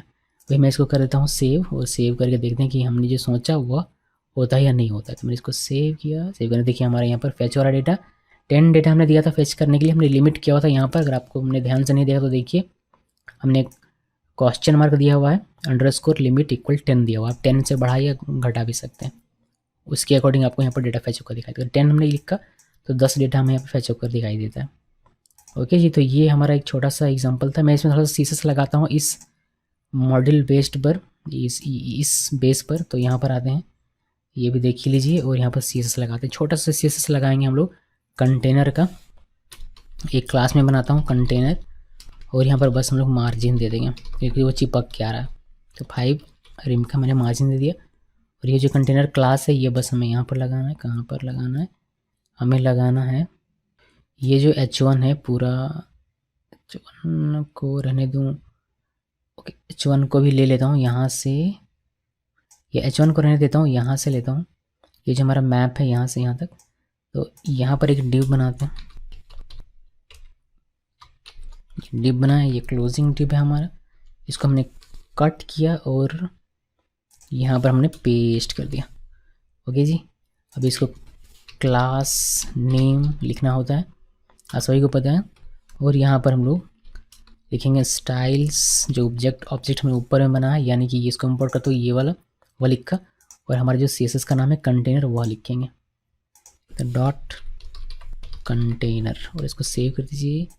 कोई एरर नहीं है, और ये हमारा मार्जिन होकर दिखना चाहिए जो हमारा ये जो पार्ट है वह। रिफ्रेश किया, ओके ये नहीं दिख रहा हमें, क्यों नहीं दिख रहा भाई? क्योंकि हमने स्पेल गलत लिखा हुआ है आई थिंक क्लास का। इसको कॉपी कर लेता हूँ मैं और यहाँ पर पेस्ट करता हूँ। पेस्ट किया, सेव किया। सेव करने के बाद अभी देखिए हमारा मार्जिन होकर दिखा था लेफ्ट राइट टॉप बॉटम से। तो होम पेज में है तो आपको ये पोस्ट दिखाई देंगे, अबाउट में रहेंगे तो आपको अबाउट का जो भी डेटा रहेगा वो दिखाई देगा, कॉन्टैक्ट में तो कॉन्टैक्ट का। आपका पेज कहीं भी रिफ्रेश नहीं होगा, ध्यान रखिएगा, बिकॉज यही तो खासियत है रिएक्ट की, जो कि इसका आपको ये मिल रहा है और नेक्स्ट में मिलेगा ही, क्योंकि ये रिएक्ट का फ्रेमवर्क है इस वजह से। सो गाइज ये हमारा छोटा सा ब्लॉग तैयार है ओपनली, कि ये बहुत सुंदर नहीं है बट हमारा कॉन्सेप्ट क्लियर हो जाता है कि आप किस तरीके से लेआउट तैयार करेंगे, और काफ़ी सारी चीज़ें हमने यहाँ पर क्लियर की, ऐसी मुझे उम्मीद है। बाकी ये क्रैश कोर्स है, अगर आपको और अधिक जानकारी चाहिए तो आप इसका ऑफिशियल जो डॉक्यूमेंटेशन है, ये जो डॉक्यूमेंटेशन है यहाँ पर, आप इसके बारे यहाँ पर जाकर पढ़ सकते हैं। बहुत ही अच्छा सा डॉक्यूमेंटेशन है, बहुत ही बिगिनर फ्रेंडली डॉक्यूमेंटेशन है इसका, आप चाहे इसको कवर कर सकते हैं। या फिर आप नीचे कमेंट कीजिए अगर आपको ये नेक्स्ट जेएस डिटेल में सीखना है तो। इसमें एक एक टॉपिक मैं क्लियर लंबे लंबे वीडियोस बना कर आपको सिखाऊंगा बेहद ही आसान तरीके से, अगर आप चाहते हैं सीखना तो कहूँगा मैं कि आप अब से रिएक्ट जेएस में क्रिएट रिएक्ट ऐप ये रन करके रिएक्ट एप्लीकेशन क्रिएट करना बंद कर दीजिए। उसके बजाय आप यूज़ कीजिए नेक्स्ट जेएस और आप यूज़ कीजिए क्रिएट नेक्स्ट ऐप, ज़्यादा बेहतर रहेगा मेरे ख्याल से। बाकी सबकी अपनी अपनी चॉइस है, आप चाहें तो रिएक्ट जेएस से भी बना सकते हैं, रिएक्ट एप्लीकेशन को भी आप ये सारी फीचर्स दे सकते हैं, बट उसमें आपको थोड़ी सी ज़्यादा मेहनत करनी पड़ेगी और इसमें हमें थोड़ी सी कम मेहनत करनी पड़ती है। यहाँ हमें थोड़ा ज़्यादा फीचर मिलते हैं, ज़्यादा ये ऑप्टिमाइज़ करके हमें देता है हर चीज़, और ये एसईओ फ्रेंडली भी होता है बाय डिफ़ॉल्ट। तो अगर आप जाएंगे यहाँ पर और आप व्यू करेंगे, व्यू पेज सोर्सेस, तो आपको सारा डेटा यहाँ देखने को मिल जाएगा, जो कि आपको रिएक्ट के एप्लीकेशन में नहीं मिलेगा। और जब आपको कंटेंट ही नहीं मिलता तो उसका एसईओ कहाँ से होगा, जबकि यहाँ पर आपको प्रॉपर सारे कंटेंट्स देखने को मिल जाते हैं। ये बंडल नहीं करता है इन कंटेंट्स को। साथ ही ये भी बताना चाहूँगा कि यहाँ पर भी वेबपैक, बैबल ये सारी चीज़ें काम करती हैं, बट बिहाइंड द सीन हमें उसकी चिंता करने की आवश्यकता बिल्कुल भी नहीं होती है। इसीलिए तो यहाँ पर लिखा गया, कहाँ पर लिखा गया, यहाँ पर देखिए, React framework for production. Okay ji. So उम्मीद करता हूँ कि ये सारी चीज़ें आपको ठीक तरीके से समझ में आ गई होंगी, और इस वीडियो को देखने के लिए ये पूरा कोड आपको गिटहब में मिल जाएगा, जिसका लिंक मैं इस वीडियो के डिस्क्रिप्शन में दे दूँगा। और बस इतना ही है, रात हो गई है काफ़ी, तो चलिए सोते हैं सब लोग, अगर आप रात में देख रहे हैं तो। और इस वीडियो को देखने के लिए आप सबका बहुत बहुत धन्यवाद।